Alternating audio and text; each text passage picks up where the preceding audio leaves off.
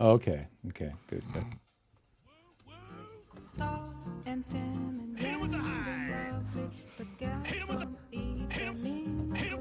Fun with Stop it.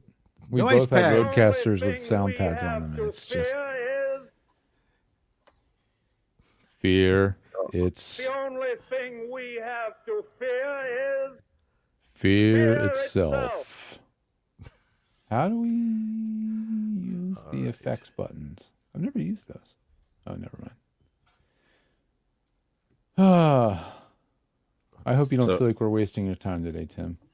Hardly ever. Any moment spent with Dan is a treat. Absolute treat. Oh yeah. Okay, so I guess we're live. Is it working? Oh, there's Grace. We can talk to Grace. I hope to capture some good quotes today during the show. Oh, and he recruited Terry. All right. Yeah. There should be two more. Yeah, they'll figure it out. There's Amy, who has not turned on her camera yet. We'll figure it out as we go along. Yeah.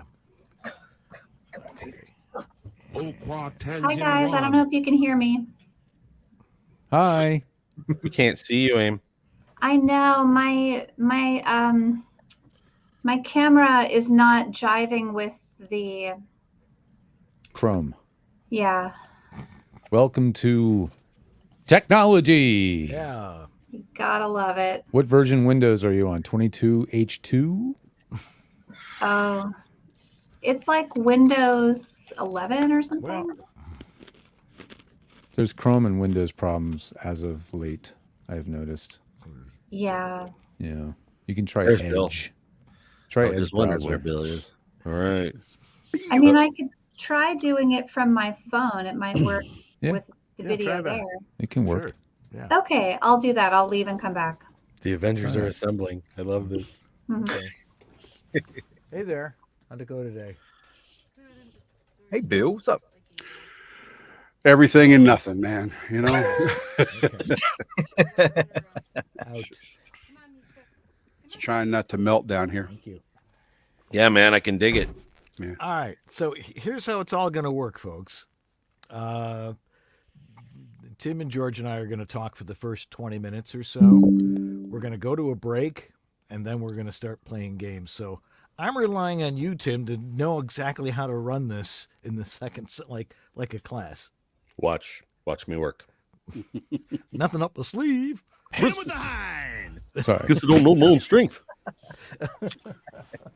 Well, Hey, that Dan. never works. It's like Sue Merlino. Hey, Sue. Hey. Hey, guys. I don't usually show my face live, but we're not officially live yet. Dan and George, did you want to be on, or do you want me to keep you guys separate from when? Tim- No. They will be in the green room until we go to them at the bottom of the hour. Yeah, no, but do you want to also be part of that? Oh, absolutely. Okay. Sure. All right. We'll just have everyone. Beautiful.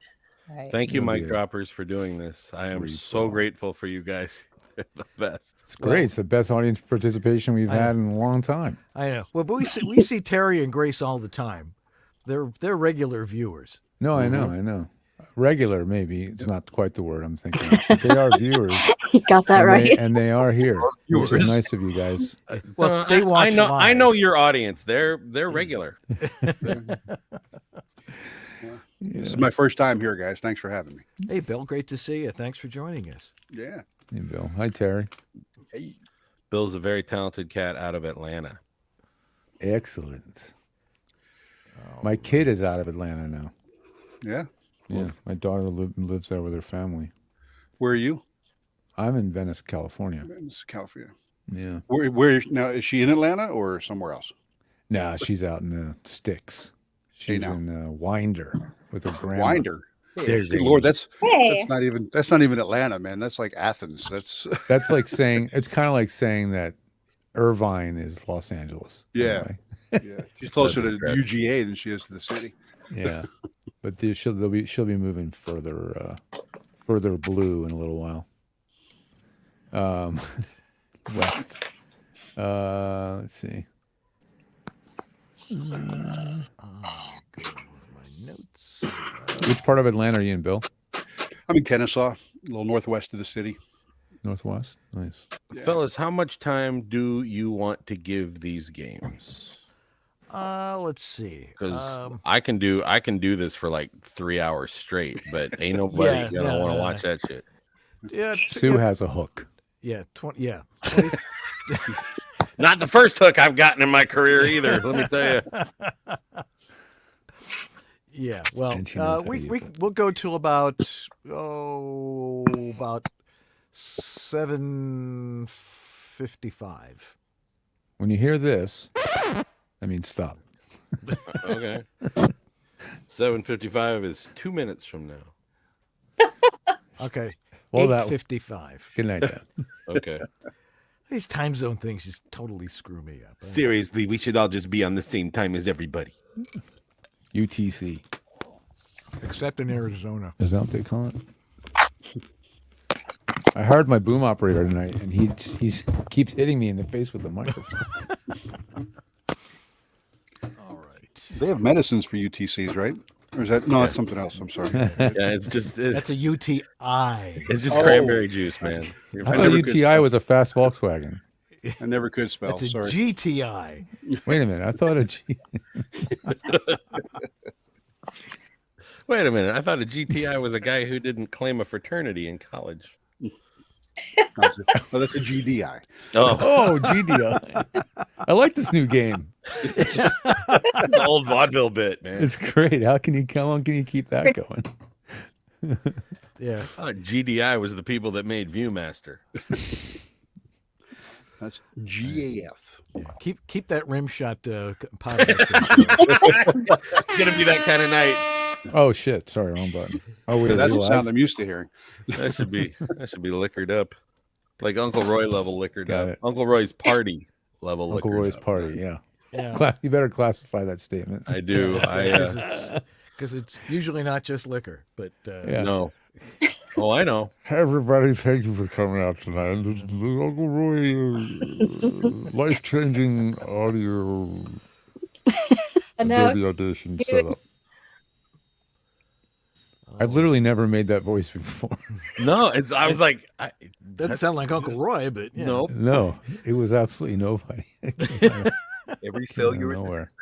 But that's when you go to his barbecue. That's what everybody sounds like. Exactly. So, after I you've been can- there about an hour or so. If you've been there too late, What? if you're there after 20 they minutes in, man. yeah, 20 if you're there minutes in. after they sing "Fiddlers on the Roof," it starts to get weird. No doubt. That's only after sundown. Sunrise, sunset. We get into that one too. Ay, ay, ay. Maybe I'll go this year, but who knows? Okay. I'm Sue's gonna remove everyone. Just letting you know you're not gonna disappear. You're still Everybody gonna be cool. Sue's back. Shh. and we have 5 minutes on the clock to start. So Okay, cool. so don't worry, guys. Okay. Even though you won't see yourselves. My people, mwah, I'm so grateful for all you guys. Yes. But you'll be able to see the show in real time, which is something everybody else gets 30 seconds later. This is the music to get everybody all excited.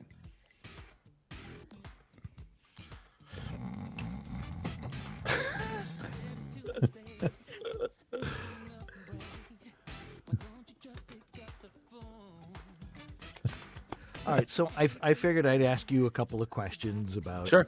yourself, how you got into this, that sort of thing. What else did I ask? Well, I'm not gonna, I'm not gonna tell you what questions there are. Okay. You're just gonna have to live with them. I'm a Pisces.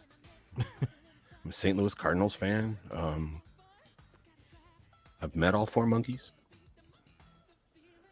How many of them are still alive? 1. They just No way. Really? Yeah. Because Nesmith died last year, Yep. and I remember. So Mickey Dolenz is the only one still He's the around. last one standing, man. Still on tour, too. Really? Still singing in the same key. Impressive. See, now I remember the big story with him is he was in Circus Boy. Yep.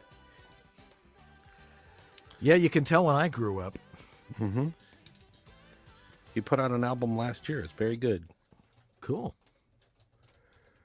What's the improv group that you call? What do you call your group of improvers, Tim? Timprov. Timprov. Got it. Let's see if I can remember how to do this show. Just because I'm updating the website. Okay. There we go. Yeah, it's updated. I know if we take an extra week off, it takes an extra week to get back on schedule. I mean, to get back in the groove again. Yeah. Okay. Yeah. Nothing to it. It's just a conversation. You guys have been doing this for years. Come on. Yeah, sort of. It's our bi-monthly poker game with a guest. Essentially, yeah. That's why people listen, because they love hanging out with you guys. Or at least that's my experience. Well, that's why we started this. George and I were at a voice conference, and this had to be, that must have been 2010. And 08, my friend. Oh wait, well, we met in 08. I think it was 2010 though, that we had the booths next to each other, and someone brought over a computer, and we started, going, well, it could be this, and all of a sudden there was this crowd gathering around us. Yeah. So we sort of got the idea that perhaps we were onto something. Yeah. And we did a couple of podcasts, and then we said, hey, let's just do this as a webcast. Only we had no idea how to do that. I'll click and clack. Yeah. There you go. That's what it's all about, and it works. Yeah. You guys make it work. Yeah. Stranger things have happened. All right, we're going to watch for Sue. 1 minute. Let's see. I sent Jeff the StreamYard link. Okay, good. 'Cause he's gone. George, come back. What did he do? Playing the part of George today. Pro tip. Okay. If you're using a trackpad and you're on. Come on. Can you hear me? There you are. If you're using a trackpad and you're in a StreamYard session, do not swipe your two fingers to the left. You know what it does? It goes back to the previous website that you were on don't do that. before StreamYard and kicks you off the show. Okay. Where is Sue? Oh, she's over there. Okay. She's there. Hi, Sue. It is 4:59. We are almost at 5 o'clock. Let's see. The big hand is on the... Okay. 5 o'clock. Ready. Hey, it's time for VoiceOver Body Shop. See that with the cool call letters and everything? Love it. We are going to have a riot tonight because we're going to be doing some improv with our guest, Tim Powers. Say hello, Tim. Hello, Tim. All right. See, that right on cue. He's allowed on the show because he answered the question correctly. Right. Now, you can ask some questions, but we're going to be doing some massive improv in the second half of the show. So stick around for that. We have a lot of guests coming in. I want to see how you do this on StreamYard with multiple screens as opposed to just doing it live together and going zip, zap, zoom and all that kind of stuff. But anyway, are you ready, Mr. Whittam? Yeah, let's do this thing. All right. Tim, you all set there? All set. Let's go. Okay, it's time for VoiceOver Body Shop right now.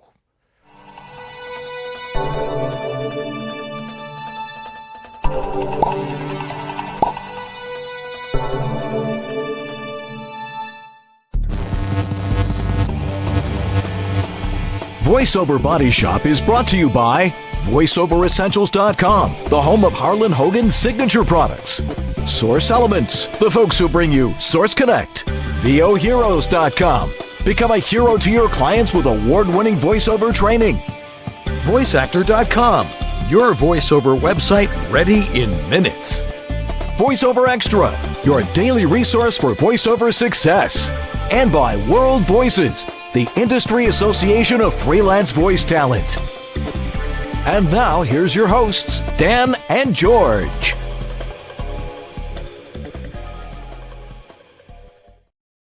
Well, hello there. If you haven't figured it out yet, I'm Dan Leonard because it says so right there. And I'm George the Tech. And Whittam. this is VoiceOver Body Shop. or a VO VS. BS. Right. Well, sorry we were off last week, but you were probably all off, firing off fireworks, blowing your hands off and stuff. So If you want to see a video of that, let me know. Yeah, well, I did have a cool video because Marcy and I were landing at LAX at approximately 9:45 Good on timing. Tuesday night, and it looked like LA was under attack. Yeah. Just, you know, with Depending some on your decorating neighborhood, too. it was. Yeah, it was. It was And it freaking was- pandemonium. Yeah, I mean, from Lake Arrowhead all the way across the, from San Bernardino across the hills, down into the basin. Just boom, boom, boom, boom, boom, boom, boom, boom, boom. I think I posted that on Facebook. So if you want to see what that, I guess if you're in the northeast, though, mostly you're watching drone shows, maybe, which I would be completely fine with, actually.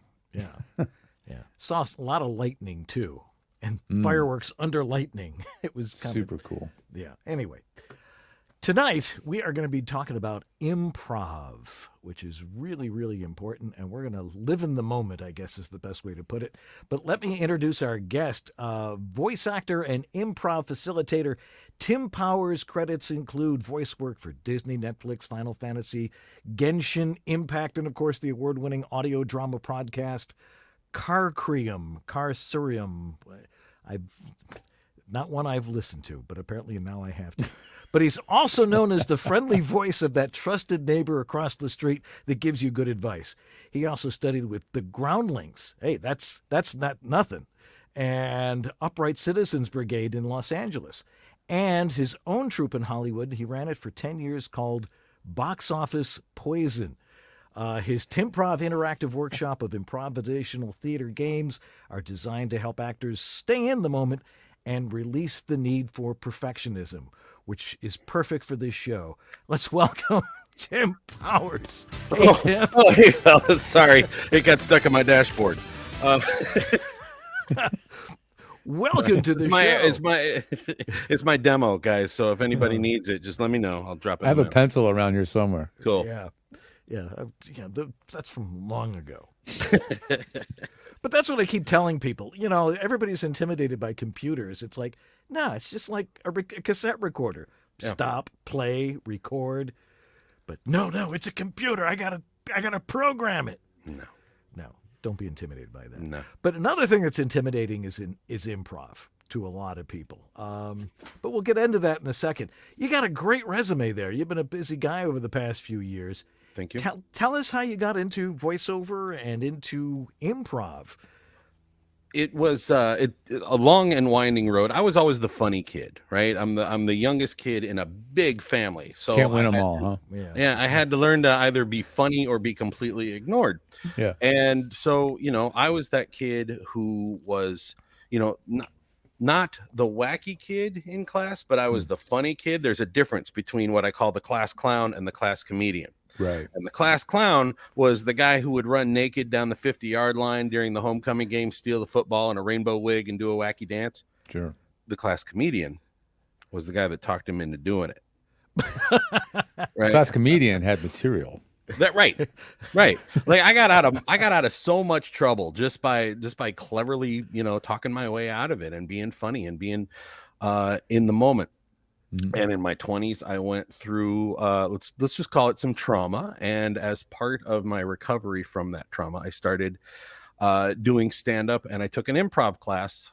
My first improv class was September 12th, 2001, which was a very difficult day to be funny. But because I had already submitted, and people were there was an existential crisis within the comedy community. Can we still be funny at this point? And what we found was that staying in the moment helped heal that grief. Those of you who have seen the movie, the Aristocrats, right? It talked about how Gilbert Gottfried wants to be a cat. Right. Yeah. Not that one. Not that one. Oh, sorry. Right. It talked about Aristocats. how comedy helps, right?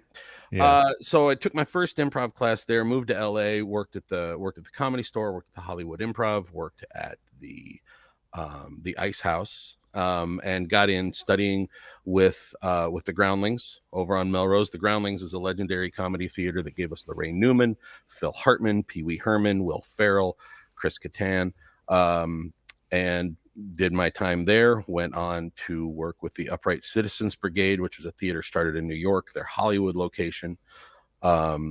gave us all kinds of wonderfully talented people. It's basically a training ground for learning the basics of improvisational comedy, which really started back post World War II with Second City in Chicago.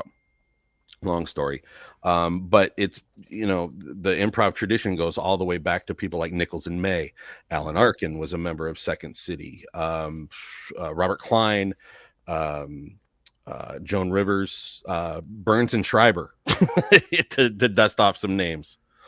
And the whole concept of improvisation is creating theater in the moment, completely unscripted.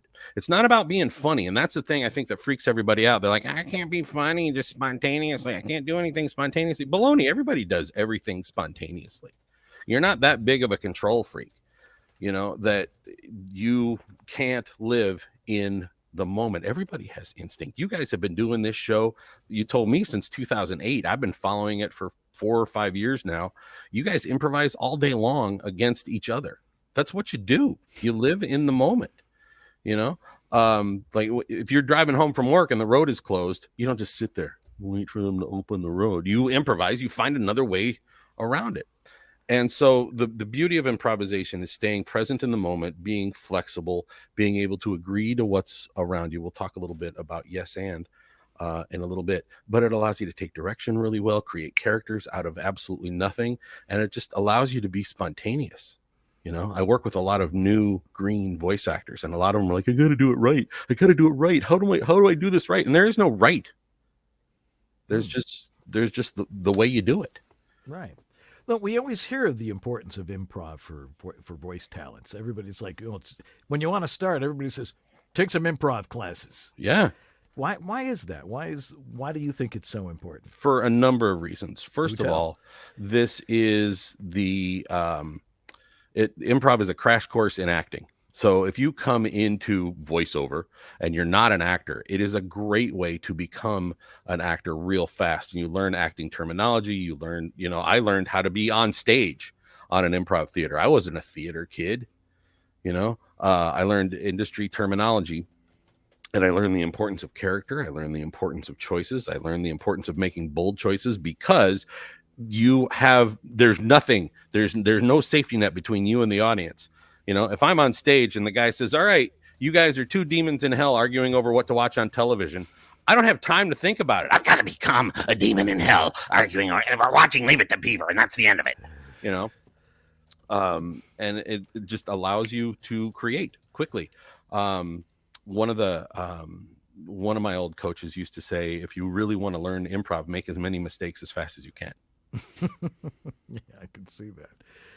Yeah. Why is it that so many people think that they're bad at it? Like you and I have talked, and I'm like, oh, I suck at this. And then you showed up and did it. I know, which is, well, because you gave proper instruction and proper lead to do it, and the right, what's the word I'm looking for? I threatened to beat you up. That was what it was. Yeah. Yeah. It was, and I stayed in the room for some reason. Well, if you think about the standard, right? People think of improvisation and they think of improv comedy. The first thing they think of is, whose line is it anyway? Right. And that's the most accessible thing anybody, in the middle of nowhere, when they think of improv, that's the first thing they see. And that's a half-hour show edited from 3 hours of content creation. And Wayne Brady is absolutely a genius. The cast of that show, they've been doing it for years and years and years and years. And you look at that and you think, there's no way I could do that. It's like grabbing a guitar for the first time and then watching Hendrix and going, how in the world can I do that? Well, you got to learn. You got to start playing This Old Man. You got to learn your chords. You got to learn your cowboy chords eventually somewhere. And people are just afraid of failure. People are afraid of looking dumb. People are afraid of being silly. And in theater, especially in voice acting, you have to make those bold choices. You can't be afraid of failure. It's just Cal L. Bogdanov likes to say, make a bold choice even if it's a wrong choice. And that's one of the things that improv teaches you right away is when you're on stage, you make a bold choice and the audience is with you the entire time. It's great. When you get a script, you've got to make choices on whatever your audition is. Stick to those choices. And then the other thing that improv does is help you be more directable. Mhm. You know, there's a game that I play called New Choice. I invented none of these games. I just appropriated them, where an actor's in a scene, and at some point I'll pull out the little bell and I'll go, new choice. And they're like, I went to the grocery store and today I bought peanut butter. I bought an elephant. I got robbed. You know, they had to make a new choice every time there's a new cling to the bell and pivot their reality of the scene. It's fascinating. And it's cool. wonderful to watch people's brains work, especially people who try to lock. You know, they try to find the perfect thing. And when you force them into just relying on their instinct, it's wonderful. Dan, I watched it happen with you. It was fantastic. You know? Well, I have to think about it, though. Sometimes as I get older, it's like watching Jeopardy. I know the answer, but I got to force it out somehow. Mhm. And they're on to the 3 questions later. But so trying to think that fast is, for me, I thought was difficult until, if you give someone time to warm up to it, it's like, oh, I know what I'm going to do. But just off the cuff like that, as you were saying, it has a lot to do with trust in the other people you're working with. Entirely. That's the thing, right? The people that I started with doing improv 25 years ago are dear, intimate, close friends of mine. One was the officiant at my wedding. The other was the best man at my wedding. We, none of them were the bride at my wedding. I met her later. But the whole thing is really an exercise in trust. It's nobody's job in an improv troupe to be the star. A good improv troupe does not have a star. It's 5, 6 actors all supporting each other so that no matter what happens and no matter what weird choice Dan comes up with, Tim's got his back to justify that choice and create a reality around it. Once again, we're talking with Tim Powers, and we're going to be doing some improv in a little while. It's true. If you got a question, throw it in the chat room. I know Jeff Holman is trying to get the questions in there, and you can do it on Facebook or on YouTube Live or wherever else you're watching this. Send up a flare. We'll hopefully get the question. Send a cassette to George. There you go. And I know for a fact that he has a cassette player. So Who doesn't? That's true. I probably have 3 or 4 around here. Got to listen to the old demo tapes somehow. That's right. So how do you overcome this fear that people have, about trying to do it, and perhaps the intimidation? Well, I got to say something funny. But as you were saying, that's not necessarily the case. It's not about being funny. The comedy that comes from improv is watching smart people figure out problems. So the most basic improv, the absolute basic improv game that I use to prove to people that they can improvise is called 8 Things. And I'm like, okay, Dan, name 8 James Bond movies. Okay. Dr. No, Russia with Love, Thunderball, Casino Royale. Right. Die Another Day or Yeah. something like that. You only live Sure. twice. What? You're not playing yet, George. But that's 6. You got 2 more. A Quantum of Solace and The Spy Who Loved Me. Yeah. See, there you go. Now, all of those were resident in your brain. It took a minute, Somewhere, yeah. but you got them. Right. George, name 8 breakfast cereals. Fruit Loops, Captain Crunch, Fruit Loops, Captain Crunch, Rice Krispies, shredded wheat, Frosted Mini Wheats, Grape Nuts. Give me 2 Wow, more. we're going really deep now. Yeah, you are. Puffed Wheat, Yeah. and last but not least, Silly Rabbit. Tricks Are for Kids. There you go. Right. They were all there. They were all there. You improvised all of that. Now, the cool thing that happened was once you hit, most people can name 5 of anything, right? And it's But when you all get those were last- old cereals, right? 'Cause they were Exactly. deep in that long-term memory. right? bank. Puffed wheat. Come on. right? Who's fought that in the last 20 years? Like, what's after that? Buckwheats, you know? Yeah. Farina. Right. But watching you figure out those last three and reaching through the Rolodex of your brain was super fun. But guess what? You accomplished the goal. You hit it. Yeah. That wasn't hard though. I mean, that's like you said, it's all in that Rolodex up there. Mhm. How do you take it to the next step after something like that?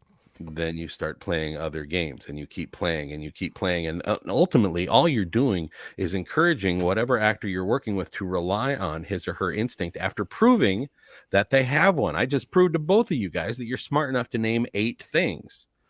Your gut reaction is, oh crap, I can only name like 3 things. You know, Dan, there was a look on your eye after like the 3rd James Bond movie where you're like, oh crap, but you got there, man. You got there, right? And so then take the fact that you can trust your instinct, you can prove to yourself that you're smart enough to do whatever's required of you, and then I put you in another scene, and before you know it, 2 hours later, you're 2 demons in hell arguing about what to watch in television. Once again, we're talking with Tim Powers. We're talking about improv. Again, if you got any questions, throw it in there. We have a crowd coming in here in a little bit, and we're going to play all those games. But what are some of the games? I mean, that was not even a game. You just threw something out there about name this or name that. What is what are some of the games you play? Maybe people are familiar with them. There are a couple of games that are super fun to play. There's one that I've named it after a regular at some of the Timprov sessions. I call it the Mike Gonzalez Family Album. And Mike Gonzalez is a very sweet, very talented new voice actor, and he comes to Timprov and he's got a great attitude, so I just named this game after him. And I go to the internet and I search for weird pictures of like an 8-year-old boy boxing a kangaroo or like World War II gas mask pictures, and I'm like, okay, tell me what's going on in this picture. Just make up a story about what's going on, and they'll tell me, you know, like it's a picture of like a 16-year-old girl levitating on a farm, like weird old black and white pictures. And I'm like, okay, tell me what's going on. That's Mike's Aunt Margaret. And apparently she sleeps very soundly, very, very soundly, and just levitates through, you know, and she used to get all her chores done while she was sleeping. And he's just making stuff up. And so that's one of the games that I play. Another one, a little more advanced game that I play is called an intervention. And what the way I play that is I'll get a suggestion from the actors who are there about a personal problem that I have. Could be halitosis, could be kleptomania, could be pyromania, could be whatever it is. And then all the other actors in the that are play characters in my life. And we actually have an intervention where they tell me about how this thing is. Damn, this is your father. You know, your halitosis is horrible. I've had to repaint your bedroom every year, twice a year since you were 8 years old because you peel the paint. Kmart fresh look interior latex just bubbles right off the wall with your breath, you know, or whatever. And they're just making character choices and building a world around me. And what happens is if there's 6 people in that room, they start building details about my life. And my dad would say, well, you know, your dog's spunky, hates being in your room. And then all of a sudden somebody comes back and is my dog Spunky, you know, and they're just making stuff up. And these are people who had never done improv ever in their lives, but they're all actors and they all have these, you know, characters and stuff, having fun. Yeah. So how do we apply this to voice acting? Because I think one of the things that people think about is auditions, because we've had a lot of guests on here who talk about improv and going nuts, you know, and just going with whatever you're feeling as opposed to what necessarily might be on the page. You know, we've had John Bailey is somebody who just can just blast. He's a machine gun. Sure. You know, but he says it, you know, you sometimes just do something a little bit different or something along those lines. How do you approach an audition from an improvisational? What improv does is help you make those acting choices faster. You are if you're in an improv cast and you're on stage and you are bestowed to be, all right, Tim, you're Captain Crunch running for president.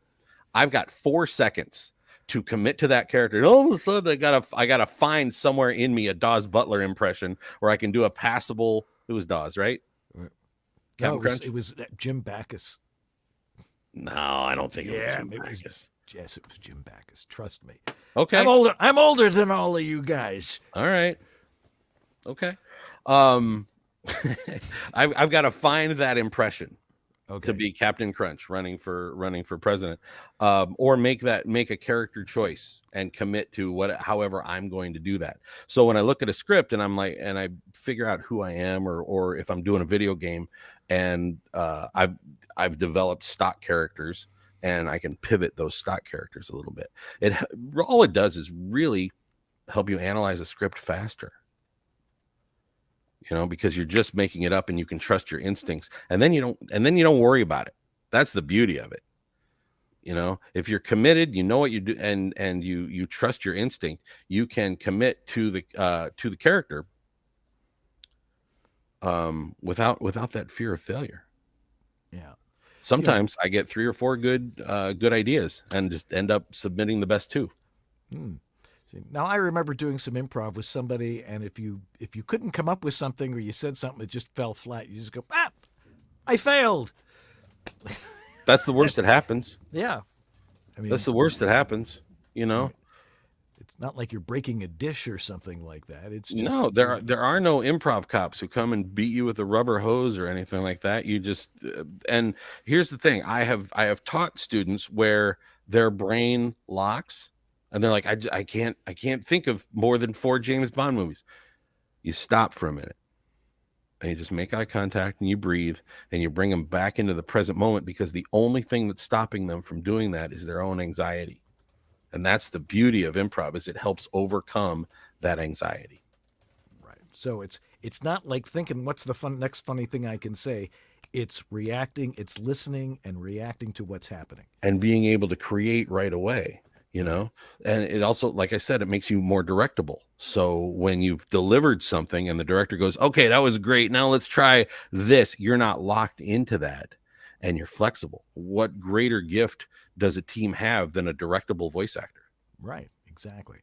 Well, I think we're going to break format here a little so we can have some time to have some fun in the next half hour. So We're going to take a break with Tim Powers, and we're going to get into playing some improv games with some other guests who will be joining us. So don't go away. We'll be right back here on VoiceOver Body Shop. This is the Latin lover narrator from Jane the Virgin, Anthony Mendez, and you're enjoying Dan and George on the VoiceOver Body Shop. It's vacation time, just about everywhere. For example, here's Australian voiceover pro Andrew Peters on vacation in London recording a commercial with his Portabooth Pro. Why is the Portabooth Pro gaining users worldwide? Well, just listen. Winter's tough. The rain, the wind, the cold. Performers can capture great audio even in acoustically untreated spaces with the Portabooth Pro. Your microphone hears the sound of a human-sized sound booth at a fraction of the size and cost. The Pro accommodates large and long microphones, lengthy scripts, and e-reading devices. The Harlan Hogan Portabooth Pro is lined with Auralex studio foam. It's a professional quality sound studio that assembles in less than a minute. And its multi-pocketed carrying case makes it super easy to take your gear and your voice wherever you go. Order your Harlan Hogan Portabooth Pro now, just $389.99. Only at voiceoveressentials.com. You know what? I'm not going to waste your time, guys, because this is a fun show and I want to get to the good stuff. So, Source Connect, you can get it at source-elements.com. They have incredibly good training and support. Sign up for the subscription right away. If you're serious about this, don't just do the free thing. Sign up, because the cost to get started will cover all of your training to get started and learn how to use it and understand it better and support this tool set that connects studios all over the world. It's worth it. Source-elements.com.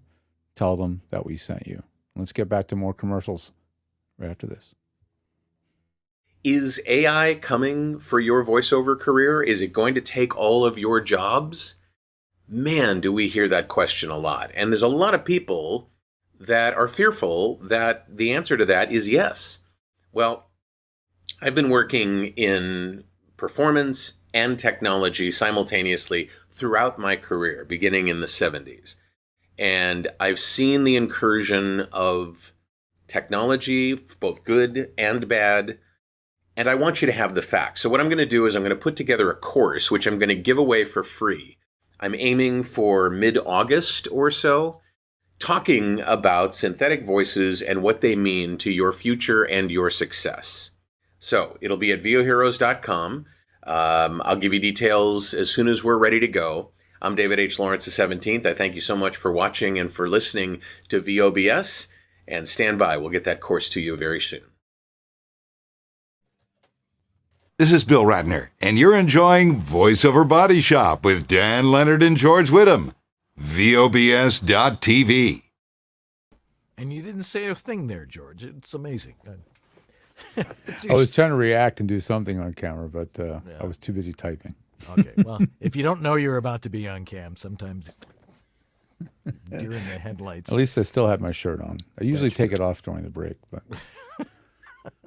which is always interesting to watch. I was looking forward to it. Yeah. Anyway, our guest is Tim Powers, and we're talking about improv, and now we're going to do some improv. Yeah. And we have a bunch of guests that we are now inviting in. So, Sue, if you would bring all those people in, and a couple of familiar faces and names. Bunch. We've got Terry Briscoe, Bunch. who's here's a story. Wait, there's one missing. Oh, who's missing? Come on, Sue, get in there. Oh, Sue's Fill right out there. the Sue's Brady playing Bunch too. grid. Come on, That's Sue. right. Well, I Sue am is- in. Okay, Sue is our director. We have Grace Newton, Terry Briscoe, Bill Seller, I know and who's Amy missing. Bermudez. How are you doing, everybody? Doing very Great. well. Awesome. Who's This is holding it? awesome. All right. So, Tim, George is like, I'm out of here. Well, I think he swiped to the left there. No, not again. Okay, he'll be back. Here All right, there cool. he is. I did that swipe left thing Yeah, again. exactly. I keep thinking Don't I'm on do hot or that. not, or what's it not hot or not? What's it called? What's the thing where you swipe left? Never mind. I'm just gonna mute my mic and listen. On his Tinder profile. Feel free to join in. So anyway, welcome everybody. It's great to see everybody. So how do we get this going, Tim? You've done We're gonna this sort of thing play before. a couple games. What I'd like for the first game, Sue, if you could move Amy into your spot so that the middle row is Terry, Grace, and Amy. Okay. Here's the thing: Terry, Grace, and Amy are all very talented actors, but what you didn't know is they are the world's foremost expert in something. What are they experts in, guys? Clown shoes. Clown shoes. You guys are the world's foremost experts in clown shoes, and you have been chosen to address the World Symposium on clown shoes. You're the world's foremost experts, and you're going to lecture us and answer our questions about clown shoes. However, on your way to the symposium, the three of you were involved in a horrible nuclear accident, Marvel Comics level nuclear accident, and the three of you were fused into one being with one brain, and you are only allowed to speak one word at a time in the order Terry, Grace, Amy, Terry, Grace, Amy, Terry, Grace, Amy. Terry always starts. You don't have to end on Amy, but you can only speak one word at a time. Are you guys clear on this? Got it. Okay, fantastic. So wait, if Grace says the last thing, then Terry has to start the next one. Terry starts the next one. Okay, got it. Okay. So welcome everybody to the World Symposium on clown shoes. Clown shoes are very important part of the clown costume. And we're here with the world's foremost expert on clown shoes. So that we can address you by name, world's foremost expert, would you kindly greet us and introduce yourself by name, please? Limoglobin. My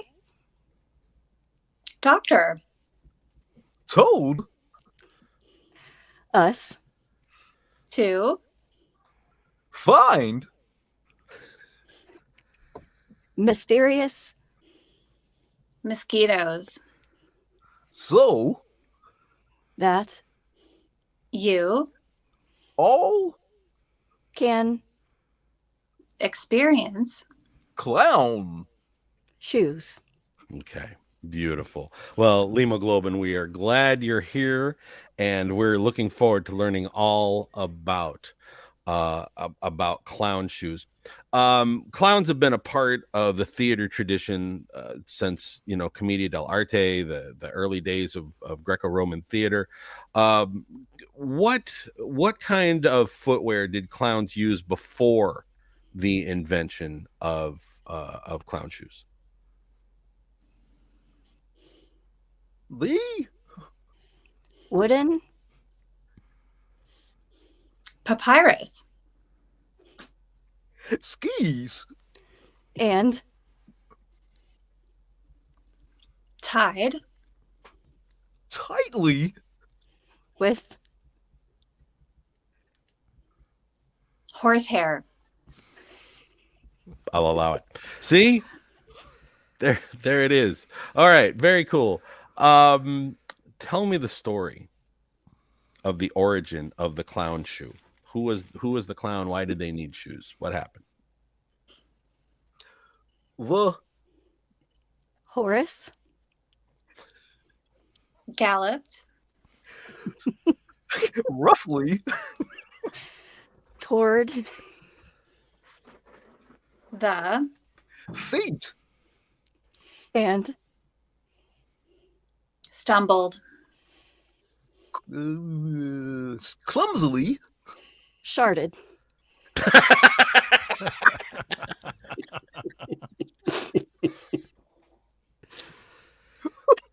So it's shark protection for the clown, of course. All right. Clearly. Anyone not playing, do you have any other questions for the world's foremost expert on clown shoes?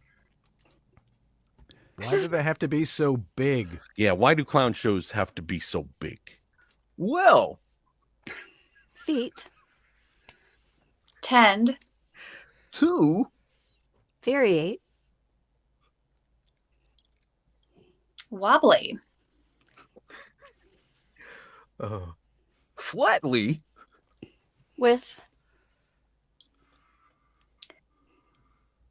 Oil.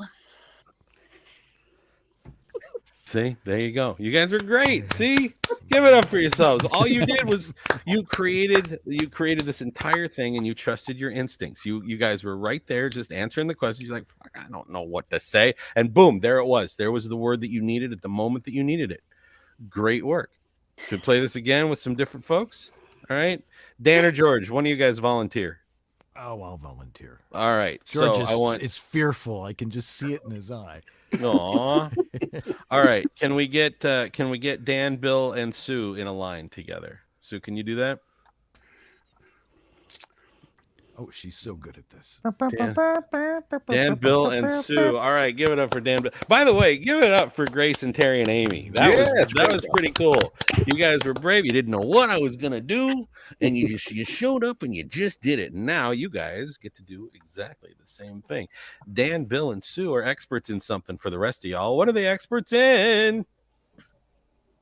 Broccoli smoothies. I heard broccoli smoothies. You are the world's foremost experts in broccoli smoothies. You know the drill. The three of you were involved in a horrible accident. The three of you were fused into one single being. You share a brain and you can speak one word at a time. Dan, Bill, Sue. Dan, Bill, Sue. The words come. Trust me. Welcome to the World Exposition on broccoli smoothies. We're glad to have you. So that we can address you by name, would you kindly greet us with a hearty hello or something like that, and introduce yourself by name, please? Fred. Greenspan. Crowny. Those hyphenated last names get me every time, Fred. Thank you very much. It's a pleasure to have you here. Broccoli smoothies. You know, the concept of adding vegetables to smoothies is really kind of, I don't know, it's weird, right? But because smoothies, where I come from, smoothies are largely based on fruit and sherbet. There's a high sugar content. What is the biggest benefit of putting broccoli in a smoothie? Starting with You, Dan. You're always first. Sorry. Oh, Dan, okay. Bill, Sue. Dan, Bill, Sue. All right. So what's the biggest advantage to putting broccoli in a smoothie? Broccoli Can Always. keep you. That's 2 words. Keep. you Thank you. Regular. And smells Fabulous. so always Use broccoli. in everything. Everything. All right. Today's VOBS brought to you by the Broccoli Council. Broccoli. Keeping America flatulent since 1954. All right, cool. Broccoli, the texture of broccoli doesn't always lend itself to being blended into a smoothie. What are some things that I can do to make broccoli a little more palatable and give it a better mouthfeel? Try adding Castor. oil. and Flax. Flaxseed is 1 word. Yeah, we'll go with that. Okay, We'll go with flaxseed. flaxseed. It's your word, Dan. And laxatives. Always. Easy coming in, easy coming out. Super, super easy. All right. Anybody else have any questions about broccoli smoothies?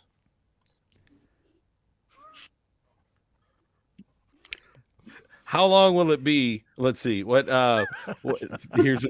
what I want to know. Here's what I want to know about broccoli smoothies.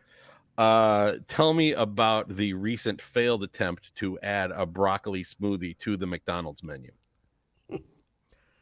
at McDonald's Somebody.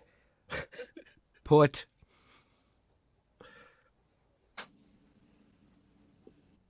too Much. broccoli in Shamrock. shake. Yeah, see? Yeah. They went from minty to whatever they are now to broccoli, and that's why the ice cream machine is always broken. It's broccoli's fault, damn it. People All right, started great dying work, just you like guys. that. Okay, so did you see what happened? You guys started throwing out words that were compounded, or you were able to follow the concept and bring in a word right after, knowing instinctively what the word was going to be. When Bill said to and Sue came with much, that's relying on your instinct and justifying the reality of what's there. None of you tried to be funny. You were just all present in there. And Dan figured out the hack of the game, which is when you don't know what to say, throw in a conjunction. And then kick it to Bill. That's the hack to this game, right? Yeah. But there you were. That only fit because it had to create the progression. But it works every single time. And, but, or, nor, and all the conjunctions work beautifully. There it is. Well, nice. Conjunction, junction. Nice What's work. your function? All right. Let's see. All right. Here's what we're going to do next is you guys are going to tell me a story. Okay. Dan, where's a cool place that you went on vacation at some point other than Buffalo, New York? Morocco. Morocco. Beautiful. All right. You guys are going to tell me a story. Grace, Bill, Terry, Amy, you guys are going to tell me a story about what happened in Morocco. Sue, do you want to play too? Sure. Okay, cool. So one of you is going to start telling me the story, and at some point I'm going to stop you and tell you that your internet sucks. Okay, Sue, can you actually, Sue, I don't want you to play. I want you to handle the mute button. So at some point I'm going to put a message to you in the private chat window to mute whoever is speaking. Can you do that? Yep. Okay. And at that point, I'm going to say, hey, George, your internet sucks. Bill, pick it up from here. And then Bill will pick up the story from exactly where from exactly that point. Does that make sense? So this is a game you play. if we were in stage, I would just point at you and you would tell that part of the story until I stopped and pointed at somebody else. But since we don't have that, the game has been reconfigured for Zoom. And now I can say, Grace, your internet sucks. Bill, pick it up from here. And then he does, because Bill's good like that. So this is the story about what happened in Morocco. Grace, can you tell me about like what happened? What's the deal? Everybody's talking about Morocco. Well, my understanding is, well, according to TMZ, that is, well, Dan and Marcy were on vacation just having a wonderful time. Mhm. And all of a sudden, Matthew McConaughey comes out of nowhere. Weirdest part about it is he had his shirt on. And he was buying up all the Moroccos because he had run out of them. And I couldn't even believe what I was seeing. I didn't even know he knew where Morocco was. I just didn't. I was so surprised. And it ruined Dan and Marcy's vacation. And he was just going crazy. And he took the Moroccos right out of the Moroccans' hands and Dan and Marcy's hands. And it was very upsetting. I think he needs Jesus. That's what he needs. Yeah. Mhm. Stop playing those Moroccos. Keep going, Grace. Your internet is just fine, Grace. Keep going. Well, TMZ, they just couldn't believe it. That lawyer guy and the guy with the hair, they were just going back and forth. They didn't. Oh, Grace. Grace. Oh, your internet sucks. Briscoe, pick it up from here, buddy. So they took it from his hands, and then the authorities got control of the situation at hand. So they said to him, you cannot take these maracas from these Moroccans. You just can't do it. Okay? What you can do is you can go down the street and you can buy yourself a fez. Dan let me show you where to get the fez. Now, I've seen the fez. Let me show you where to get it. Okay. Now, everybody, let me explain something to you. I'm gonna tell you what else. While TMZ was there, they saw mermaids. They saw what? They saw we'll never know because Briscoe's internet sucks. They see what? Amy, pick it up from here. Damn. A merman? I can't believe that somebody saw a merman in Morocco. But I'm sure that merman must have been wearing a very sexy fez to go along with his very sexy scales. But it definitely was not Matthew McConaughey, because he got ran out of town because he took Dan and maracas. I didn't even know they had maracas in Morocco. I thought it was all about fezzes. I thought it was all about Jason Bourne, getting away from the assets, hopping from roof to roof. That's what I thought it was all about. But, mermen, Jason Bourne, Matthew McConaughey. I mean, for me, Morocco is all about.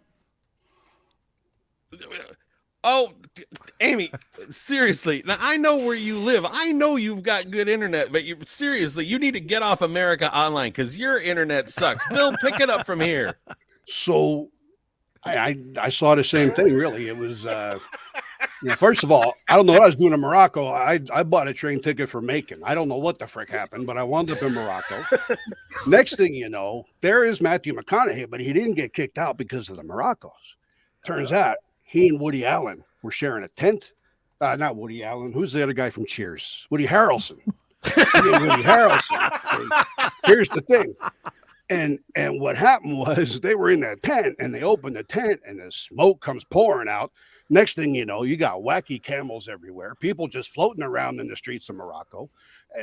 And the police finally said, you know what, that's enough. And because there's Harrelson naked and everything but a fez. He's just wearing a fez and he's dancing around the streets of Morocco. And, McConaughey's banging on his maracas. Well, not Harrelson's maracas, because that'd be painful as hell. You know what I'm saying?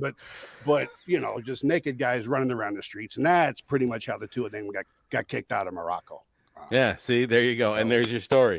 There's your story That's about what I saw. Morocco. Hey. Beautiful. Nice work. See, everybody was paying attention to the details, little details that other people leave. And playing games like that will help you find those little details in the script that give you an idea of what your character is. You start looking for keywords. You start looking for things that are out of the ordinary and help define your character. Every one of you guys just rocked it. Nice work, everybody. I love Grace's character when she tells me I need Jesus. Yeah. That's just one of my favorite Grace characters. Yeah. So, Tim, yes. we have a couple questions here. Okay.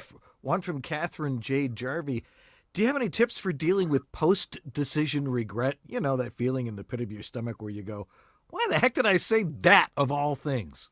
You know, it's funny. One of my old coaches, I don't know if you ever met Lori Tritel, and she was the voice of Playboy Television, and she passed a few years ago. She was a great coach. She used to say the best audition you ever do is the one you do in the car on the way home. You know? Yeah. So your regret after post choice, send it and forget it, man. You got no control over it once you hit the send button, and just release it into the universe. You know, if you have a better choice, remember it for next time. That's really it. Yeah. All right, let's bring everybody back in, but we got to bring Jeff in too. So okay. Jeff Holman, who's also a professional actor. Hi, Jeff. Unmute Jeff. yourself. Hey, Jeff. Unmute Jeff. We got time for one more game? Oh, we sure do. Boom. Okay. There we go. All right. Cool. Okay. Well, let's play one more game. All of you actors, every single one of you, Dan, George, Sue, everybody, you have cool stuff within arm's reach of you. Grab something, whatever it is. Grab something within arm's reach, right? Whatever that may be. Okay. Show me what it is. Okay. Now, the item that you have in your hand may or may not be that specific item, but what it actually is, you're going to tell me what it is because it's going to solve a problem that I have. Okay. And so the problem that I have is that my next door neighbor's dog keeps barking while I'm trying to audition. Okay. And so for me, the item that I have is this guy right here who will actually walk up to the dog, lift the top off his head, and release a gas that will neutralize the vocal cords of the dog for 45 minutes so that I can get my audition in. It also smells like beef so that the dog will approach it, right? And it will neutralize the vocal cord for the dogs. And that's how we're going to get silence in my neighborhood so that I can lay down all those auditions that I've got. Bill, what do you have? Well, what I have here is something I'm very proud of. I've been working on this for years to help with animal control. Okay. To avoid the noises when you're trying to do your thing. Sure. So while your dog's vocal cords are neutralized by you, what this is, this is something that he can chase around the yard that doesn't make any noise. You see, I put this down on the ground and this thing starts to go and it looks like one of them rabbits at the dog track. Mm-hmm. Okay, so he's actually running away from you and can't talk. So you got your time to do what you need to do. And I'm very proud of this because I have put years and years of research into this. And I'm very happy with the way things have turned out. Brilliant invention. You can't argue with success, Bill. Nice work. Yeah, thank you. Amy, what do you have, ma'am? So I have bobblehead from my McDonald's Happy Meal from a few weeks ago. And this is not just any bobblehead toy. This rocket actually at nighttime after midnight comes to life as Rocket from the Guardians of the Galaxy. And he can go to your neighbor and he can just have a gab session with that dog because, you know, he can communicate very persuasively with any form of life. And he will, he's not going to hurt the dog, but he's going to make the dog think twice about barking during business hours. And The dog may never bark during business hours again once Rocket gets done talking to him. There you go. Right. It's Very the art of persuasion. I need you to stop barking and I need that guy's leg. All right, cool. That's great, Amy. All right, Jeff, what do you have, buddy? I've got what looks like a AirPod case, but it's not AirPods. Actually, the way you get the barking dog to stop barking is you release this cap here, and it emits a sonic frequency that the dog can hear, but you can't. And it drives the dog away and gets it to stop barking. And just in case you have a problem with another noise, this is a noise canceling bud to put in your ear to further help with that problem. Very, see the stuff you find on wish.com. It's amazing, right, Jeff? Great Yes. Great work. So Thank you. what do you have? So I have a little AI prototype. So what this is an example of a dog that its head will come off and you can actually put it on its tail. So in the future, what's going to happen is the dog is going to be approached by this little character, this automated AI bot, and it's going to confuse the dog because it's not going to know whether it's smelling its ass or its head. The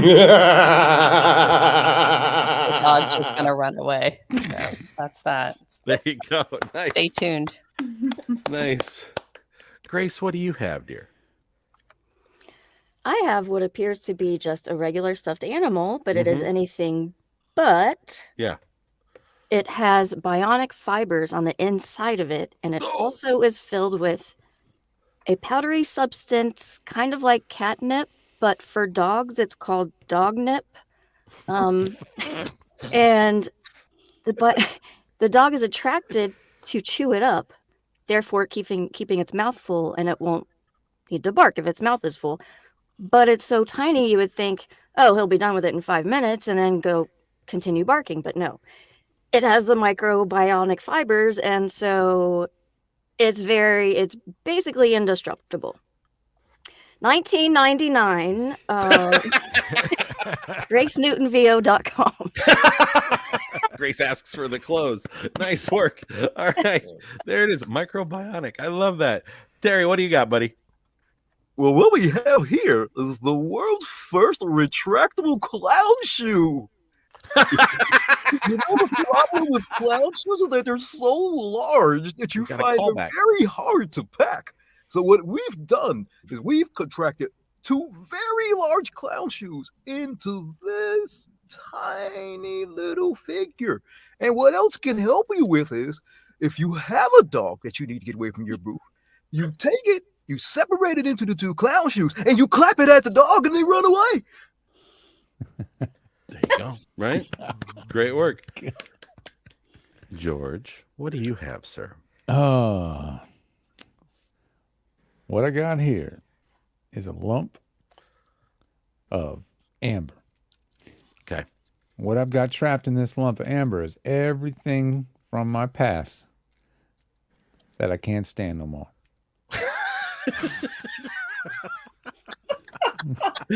So what I do is I just get a little bit more amber. Right. I put that dog in the middle of that big ball of amber, and I let that thing just set up real good. Takes about 48 hours, but when it's all done, I got the neighbors in a ball of amber. Dog in a ball of amber. That damn dog ain't gonna make another sound forever. There it is. There it is. Right? Crazy stuff. Oh man. Dan, what do you have, sir? I had so much time to think about this. This is a decanine felinizer. It will take any dog and turn it into a cat. All you got to do is flick this, and it'll just change it into a cat like that. dog? And then you don't cat. have to worry about Just like it that. barking. It just maybe perhaps slightly more loud meows. Wow. There you go, right? That's a handy device to have. See, there you go. Nice work, everybody. Now, all of you made that up completely out of whole cloth. Grace made up words. Microbionic. But it was hilarious that she did, but it worked in the reality of the environment that we've created, where anything literally can happen. And that's the beauty of acting. Literally anything can happen. I've been eaten by a dinosaur. I've been a penguin. Terry's flown spaceships. I've seen him do it. I directed him through it. And we commit to whatever reality is on the page. So when Grace says there's something called microbionic fibers, great. We know exactly what she means, and then she proceeds to explain it. I'm totally with it. Yeah. I believe it, man. Yeah. So Tim, now you teach classes doing this. I do. How do people get a hold of you and can take your classes? Well, I am happy to announce that beginning in August, there will be Thursday night Timprovs twice a month. And if you would like to be a part of that, they start at 9 p.m. Eastern. Email me is the best way to do it. Tim@voiceofpowers.com. So if you could put that up, or if somebody could color on that, Tim@voiceofpowers.com. There will be a landing page in production very soon. Yeah, Tim@voiceofpowers.com. Shoot me a note, and you can play games just like this and bond with these folks and have fun. Did anybody not have fun playing these games tonight? That's always Nope. fun. See, there you go. There you go. So Dan is one of the few people who has actually done a Timprov in person and got to experience it for yourself. If you don't mind me asking you a question on your own show, Dan? Sure. Testimonial. No, I'm not asking for testimonial, but what did you see in the room? What happened in that room when you took a Timprov workshop? It was just a free for all. People could do whatever it was they wanted, and it was fun. Right. Of course, we knew other people in the room, and that always helps. And then there were people we didn't know, and there were people we didn't know, right? And you watched what I watched in there was watching people overcome their initial inhibitions. Everybody came in a little reserved, a little held back, and by the time we were done, people were literally bouncing off the walls. It was insane. Yeah. And they were all in each other's brains. That game where you complete each other's sentences, you literally get inside each other's heads. And you start thinking, along the line with the other folks, and it's fascinating. And that helps you work in an ensemble, helps you work well with your director and your producer. All that stuff is all right there. So great job, everybody. Yes, there will be Timprovs starting Thursday nights. Tim@voiceofpowers.com. Goodbye, everybody. All right. Tim, thanks for being with us tonight. My pleasure, guys. Looking forward to seeing you next time. Thanks, Tim. That was fun. All right. We're going to guys. take a quick break, and we will be right back to wrap things up and re-rack it for Tech Talk. So don't go away. You're still watching VLBS?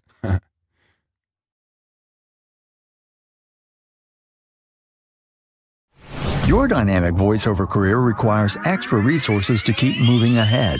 There's one place where you can explore everything the voiceover industry has to offer. That place is voiceoverextra.com. Whether you're just exploring a voiceover career or a seasoned veteran ready to reach that next professional level, stay in touch with market trends, coaching, products, and services while avoiding scams and other pitfalls. VoiceOver Extra has hundreds of articles, free resources, and training that will save you time and help you succeed. Learn from the most respected talents, coaches, and industry insiders when you join the online sessions, bringing you the most current information on topics like audiobooks, auditioning, home studio setup and equipment, marketing, performance techniques, and much more. It's time to hit your one-stop daily resource for voiceover success. Sign up for a free subscription to newsletters and reports. It's all here at voiceoverextra.com. That's voiceoverextra.com.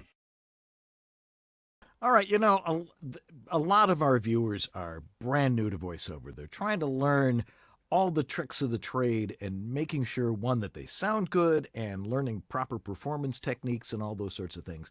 But one of the most important things you have to have as a voice actor is a website.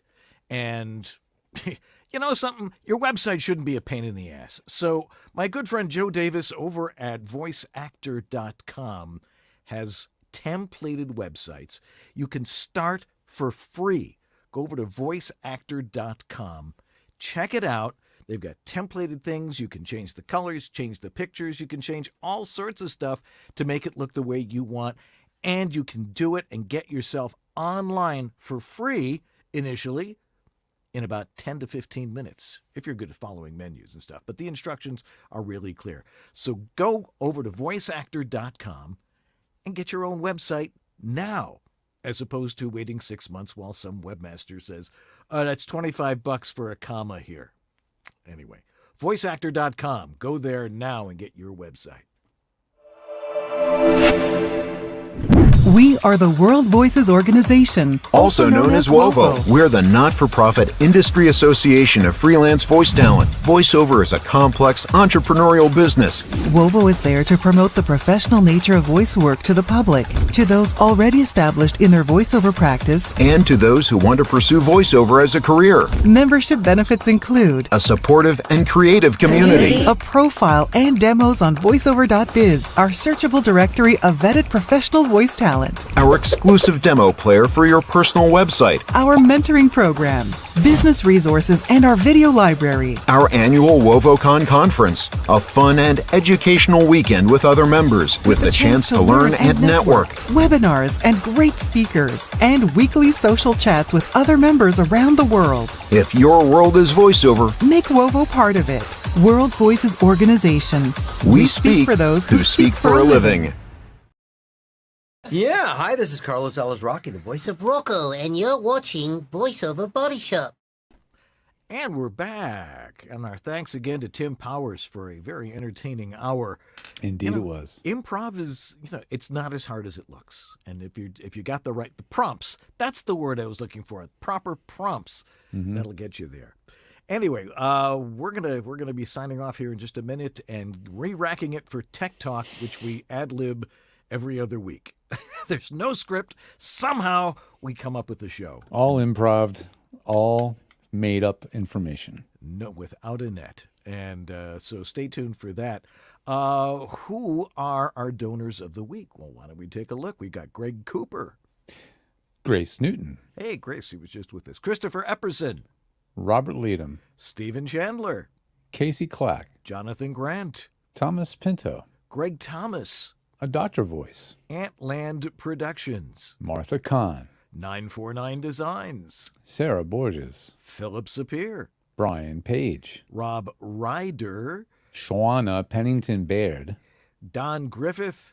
Trey Mosley. Diana Birdsall. Maria Mackis. And Sandra Manwiller. Thank you all. You can donate to the show by going to our webpage, vobs.tv, and click donate now. You can give us $1 a month. You can give us $10 a month. You can give us $100 a month, or you can give us $100 a year, or And by the way, little known fact, those names that you just heard are all the most successful voice actors in the business. Right.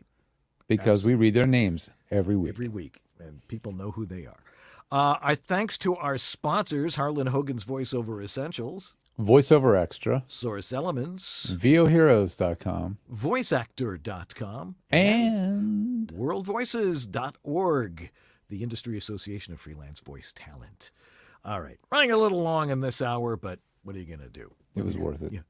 As one frog said to another, time sure is fun when you're having flies. Anyways, stay tuned for Tech Talk. Get your questions in now. But look, we're trying to bring you everything you could possibly have to make sure that your voiceover career is doing right. Whether it's performance or tech or whatever. But it comes down to one thing as far as George and I are concerned. If it sounds good, it is good. I'm Dan Leonard. And I'm George Whittam. And this is Voiceover Body Shop, or VOBS. Stay tuned for Tech Talk. Don't go nowheres.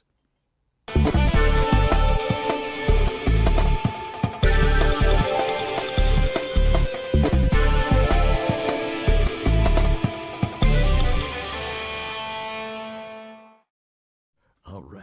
I heard Jeff say S at the end of the very end of that. Sorry.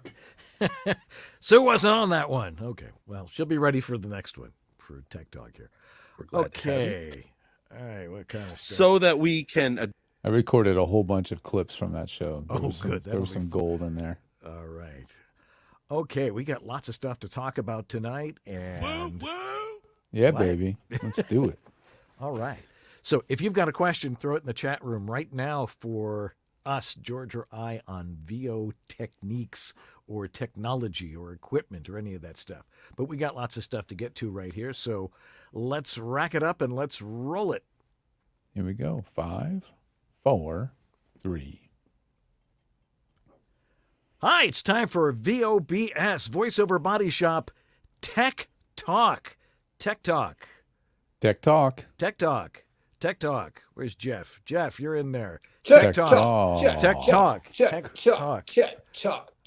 Okay, whatever.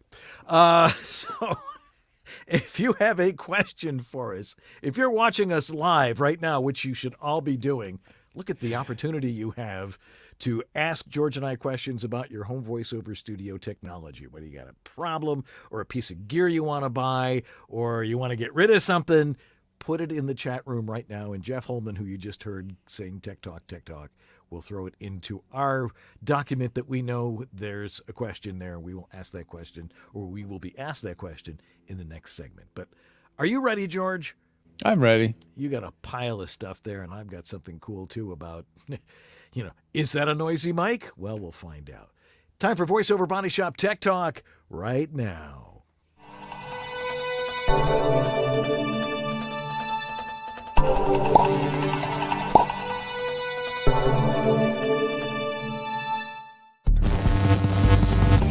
VoiceOver Body Shop Tech Talk is brought to you by VoiceOverEssentials.com, the home of Harlan Hogan's signature products. Source Elements, the folks who bring you Source Connect. VOHeroes.com, become a hero to your clients with award-winning voiceover training. VoiceActor.com, your voiceover website ready in minutes. VoiceOver Extra, your daily resource for voiceover success. And by World Voices, the Industry Association of Freelance Voice Talent. And now, here's your hosts, Dan and George.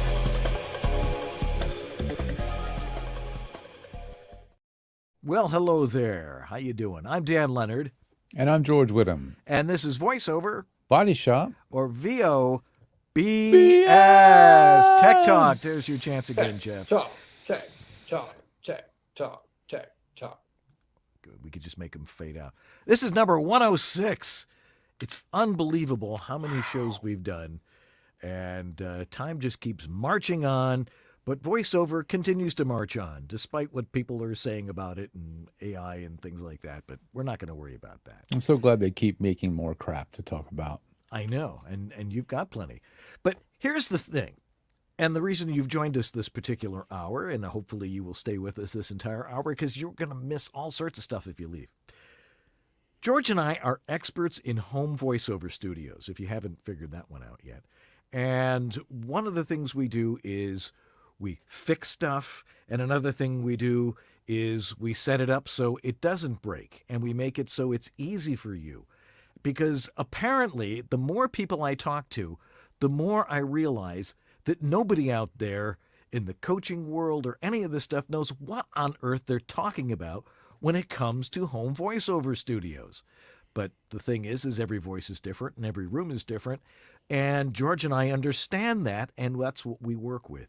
Finding out what's going to work with you in your lifestyle, in your place of residence. Is it going to interfere with other things going on? Is it going to be quiet enough? There's all these things, but you have to know what they are. And fortunately, George and I do. And you can work with us personally. We'll talk to you one-on-one. Sometimes we can actually come to your house if you're here in Southern California. George, you go all over the place, and you're always asking people, hey, I'm going to be in town. Can I drop it down to your house? And people let you do that. And if they want to do that, or if they just want to talk to you any place, where would they go? Yeah, you'd head over to georgethe.tech. That's where you'll find me and really actually a bunch of people, because George the Tech is performer-friendly techs.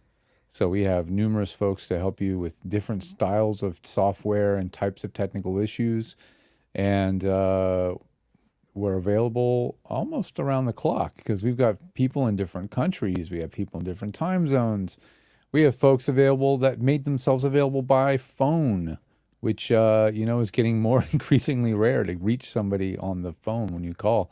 So there's a lot of ways we can help you. So head over there to George the Tech, and don't forget to use the coupon code that I announce at the end of every VOBS to get your discount.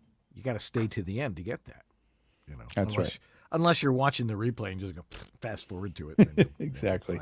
And then Dan is on the internet doing tech stuff and other things over at homevoiceoverstudio.com. Yes, I was so lucky to grab that particular URL, and no one's ever going to have it again. What I do is I like working with beginners and people who I think have a lot of potential and just perhaps don't know how to record.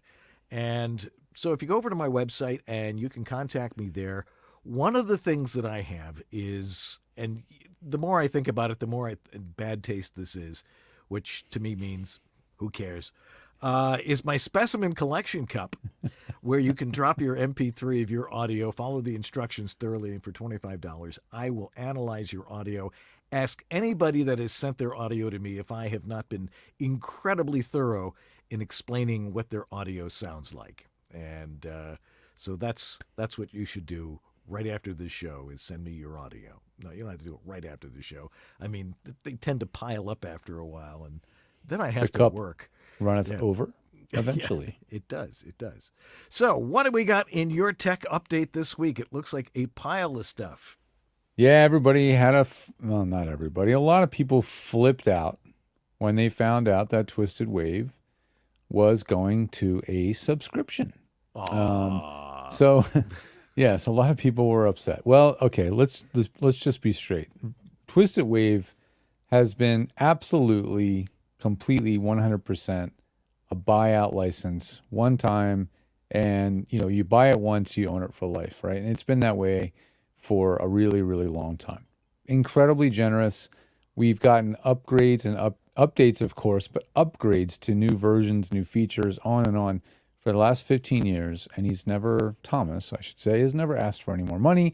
Finally, he decided, after I think people literally were telling him when he told them what he does for a living, is how do you expect to keep doing that for a living if you're going to do that business model? It ain't going to work. It's time for you to offer subscriptions. And he does now.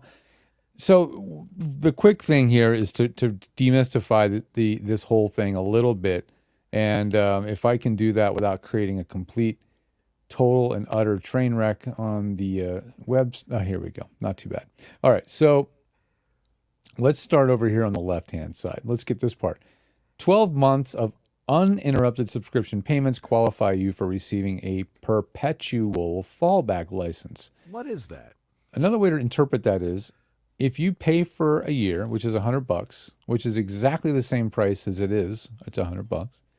You own a license forever. You're good. You're good to go. That is the maximum of your obligation, is to pay $100. You own Twisted Wave. What do you not get? It means that you don't get the next upgrade of Twisted Wave when it comes out. So, is that a problem? Maybe not. A lot of people never upgrade Twisted Wave because it works fine year after year. When do they have to upgrade? Typically when they get a new Mac, when they get a brand new OS and they realize, oh, that version from 11 years ago is starting to be a little unstable, then they're forced to upgrade. And at that time, you would probably decide to renew your subscription, which you can do basically on a monthly basis as well. So whether you do it by the month or by the year, if it's by the month, you're going to be paying every month $10. By the year, $100. So by the year, you're saving 2 months worth, right, of the subscription. Another thing is, if you've already been using the product, he's going to give you a little discount as a thanks for getting started. So if you've had an existing license already, you're going to get some discounts, right? So if you've had it for a long time, you're going to get 40% off on your third year and onward subscription, right?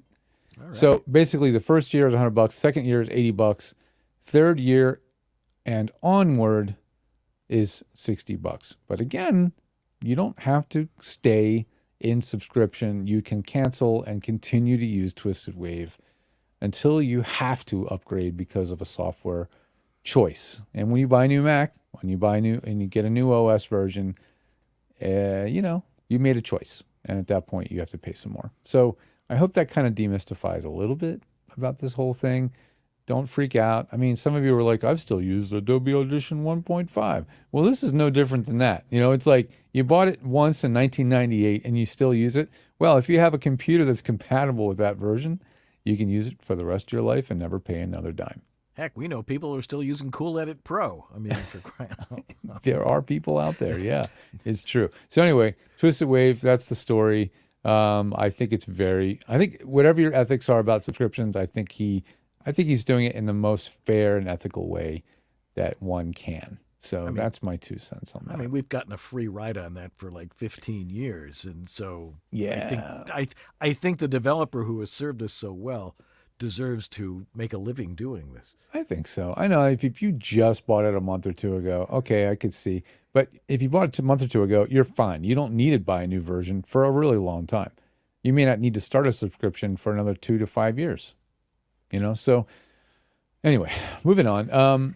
I was going to mention very briefly, this is a whole long discussion, but just through food for thought. Maybe the way you monitor while editing isn't the right way to monitor, and maybe not for the reasons you're thinking.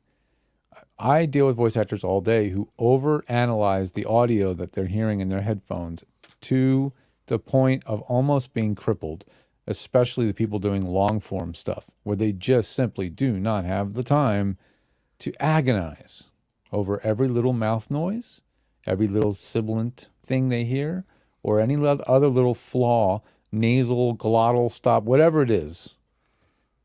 Some of you don't have time for doing this. Those that do have time for doing this are doing probably very large budget productions. And in those cases, there's usually somebody else's job is to agonize over that, right? So my point is sometimes the headphones you might be using are too good, too detailed, and too revealing of certain flaws in your mouth, and you might want to try different headphones. Or you might want to not use headphones at all and use speakers while editing. And what that's going to do is speakers, of course, at least if you have good monitor speakers, they are quite detailed, but they're still going to be less intensively detailed than having a speaker driver that's a half an inch from your ear, right? So it may help you move along a little more quickly to downgrade or at least have monitoring that is less insanely detailed sounding than headphones. Just food for thought, something to try and see how it works on your next big long project. That I'm hearing people spending 6, 8, 10 to 1 hour ratios on audiobooks from time to time because they're editing out every flaw, and that's because they hear them all and you get obsessed with them. Yeah, you can't hear that stuff on laptop speakers. That's the interesting thing. Yeah, or you often can't hear that stuff after it's been obliterated by Audible and the codec that they use for audio. I mean, they really destroy the sanctity of your clean audio when it goes on the website. So really, don't obsess about it. I'll just leave this for you. There's an AI for that.com. You're welcome. Next thing, Synco D2 microphone. This is a shotgun mic, a budget shotgun mic, is not a great substitute for the MKH416. Yes, they look very similar. Yes, they're made with the same kind of materials. Clearly, it was designed to act like a 416, but trust me, I've heard it many times, and it's not a bad sounding mic. It just does not sound like a Sennheiser MKH416. It is not a stand-in for that mic. It doesn't sound anything like that mic. The D2 is a very dull, flat-sounding mic in comparison. But does it have a hypercardioid pattern like a 416? It's designed to have one. You know, it has that same line array, whatever they call that. Not a line array. Interference tube, whatever it's called when a shotgun mic has holes down the side, the thing right? on the side there, yeah. Yeah, it's got that. And by design, it's hypercardioid. But in terms of its EQ, the tonal character of the mic, it's extremely flat sounding and dull sounding, where the 416 is a very bright and forward, hyped, dare I say, sounding microphone. Okay, so I have had to try to make a D2 sound like a 416 with EQ, and I was kind of successful, but they do not sound the same. So don't, I've seen this coming up on Facebook today. Just ain't true, folks. They're very different mics. On another subject, I finally got around to Inside reviewing of the some panel acoustical panels isn't that just were. acoustical Well, let's see if I can stop that and actually share it so you can see. I finally got around to reviewing some acoustical panels by a company I met at NAMM show, and they're called the Pros Acoustic Wave Pro Series Acoustic Panels. And I am definitely not going to show you that 10-minute video, but I'll show you enough to whet your appetite so you understand what it's about. The inside of the panel isn't just acoustical absorption. There's also a diffuser, the diffuser core. George the Tech. Hey everybody, George the Tech. I'm inside my booth here because I want to test out some acoustical panels that were sent to me. And the best way to do it is to really put them in your booth. What I've got here are acoustical panels from the company Proso Acoustic. I met them at NAMM show this year in Anaheim, California. They were nice enough to get me a couple of their unique panels to try out. So right now my booth is pretty well treated. It's got the stock acoustical foam that comes with the Studio Bricks booth. This is a Studio Bricks 1, so it's a rather small booth. But right now it's got some enhancements in it, including some bass traps like these.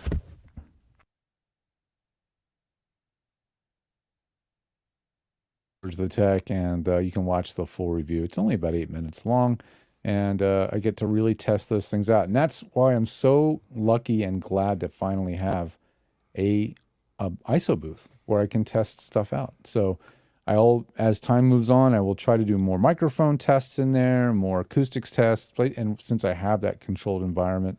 But if you want to hear about these panels and actually hear what they do and see how they work, check that out on my YouTube channel.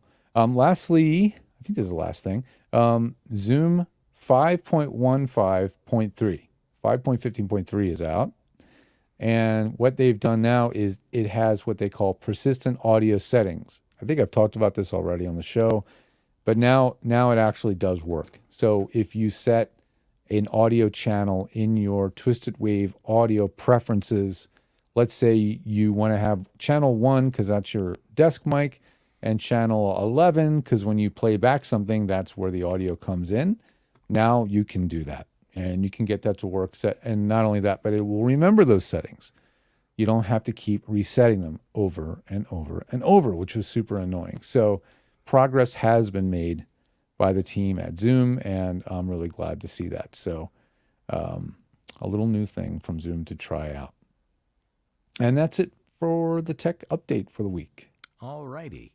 Well, I got an interesting video this morning. Well, we got an interesting video this morning from somebody who was complaining that a lot of people like this, the Synco, not the Synco D2, the Stellar X2. Stellar X2, yes. The Stellar X2, which is a fine studio condenser microphone. Yeah. And Chris was, he was saying that it was noisy than his other mics, which is a TLM 102 and a 416. And I'm like, well, it really shouldn't be. It's a very quiet mic. We know people like the Stellar X2. But then he showed me why he thought that. And then if you watch this, I won't play all of it, but let's see if you can figure out why he was hearing some noise here.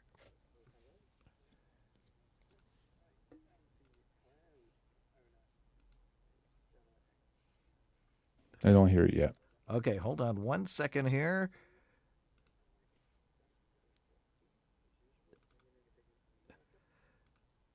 And this is the microphone here. I'm just going to switch around.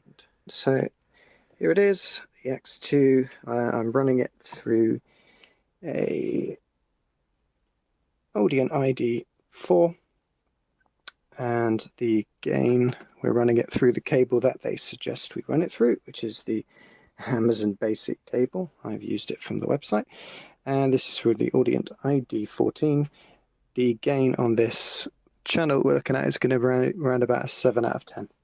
So what we're going to do is we're just going to switch over to the audio from the actual microphone, and I'm going to get some tests coming up shortly. This is said to have a noise floor of -13 dBA. I also have a Neumann TLM 102, which has a noise floor of 12 dBA, apparently, according to them. and then a Sennheiser 416, which is meant to have between, I think, 12 and 16 dBA.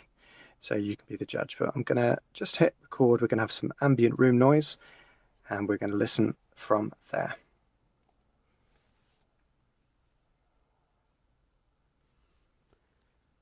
Okay, so you're hearing the X2 now. What is he doing wrong? You be the judge. We now have the Neumann TLM 102. I have not touched that, so I'm just going to turn on the phantom power.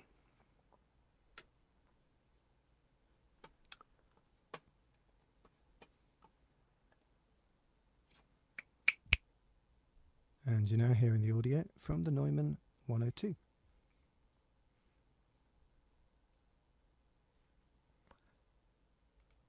Okay, so what was he doing wrong there? And why do you think that his X2 was noisy? Well, for starters, he broke the number one rule of how to submit audio. He was doing it in 2-track, and he was only recording in his left channel. So when you amplify that, when you normalize it or anything like that, the blank channel still gets into the audio, and you're going to get white noise from there. And I think that his Stellar X2 is probably just fine, and he's getting white noise from the extra channel. But one other thing, his levels are way too low. And, you know, when people record with these little tiny waveforms, and then they try and boost it, normalize it, or amplify it, it creates noise. It creates white noise. So if you've got a low track to start with, and you've got a blank track, and you're trying to raise the volume on that, you're going to get white noise, and you're going to think, well, this mic isn't as quiet as it sounds. Or indeed, he just has a bad mic, which happens. Well, it does happen, especially when they're produced in massive quantities. In massive quantities in a factory where not every microphone gets individually tested by a technician and, you know, signed off and quality controlled before it ships out. I mean, if they do that, that is, first of all, that'd be incredibly impressive at a $200 price point. Very. Because that's the big thing. You might have one Stellar X2 that's clean, and you might have another one that just isn't the same. Doesn't sound exactly the same. And there's just, because the likelihood of them doing that level of testing from mic to mic, very unlikely, right? Another thing that stood out to me too, Dan, he had literally no meters in Twisted Wave. He literally had the meters hidden. So he couldn't even look to verify what the levels actually were. So that was a bit of an issue too. And then didn't he tell you that the way he makes it mono again is he literally mixes channel 1 and 2 into a mono file? Yeah. So whatever noise is ambient noises on channel 1 gets mixed into the other track. So now you've got 2 layers of noise mixed on top. So there were a couple things I had flaws with that test. I mean, also, what gain setting did he use? Were they both at the exact same gain? Because some mics have different sensitivity, right? So one might record louder than the other at the same gain. Right. So there's a lot of things that make that a little bit challenging to get a true impression of the noise. Yeah. It's really, really important to understand proper input levels. And, you know, and we talk about this all the time. Always in the green, always in the yellow, you know, depending on what interface you're using and what meter you're using, into the orange and with a flash of red every now and again. If you record too low and you bring it back up, it's going to make Especially noise. if it's 16-bit. If you record in 16-bit, yeah, and you do a large normalization to bring up level, you're going to have an increase in noise due to something called aliasing. So if you're going to record those lower levels, then do 24-bit recording, and you can get away with a lot. Right. You can be a lot more conservative on the levels. Right, and which is one of the reasons we really like the new Rode NT1 5th Gen, because you can record at 32-bit with that, and you can be too quiet, or you could be too noisy, or you're too loud, and you just normalize it back into where it's supposed to be, and it doesn't break up and it doesn't add noise because Doesn't have distortion. none of that. And plus the N2 one has always been an incredibly quiet mic, but they've just done some amazing things with that. So, but back to the Stellar X2, maybe it is a noisy mic, but he was not giving it the test to really determine that. And if he would send us a good mono file properly modulated, perhaps we could see, oh yeah, it's noisy, or nah, he just did it wrong.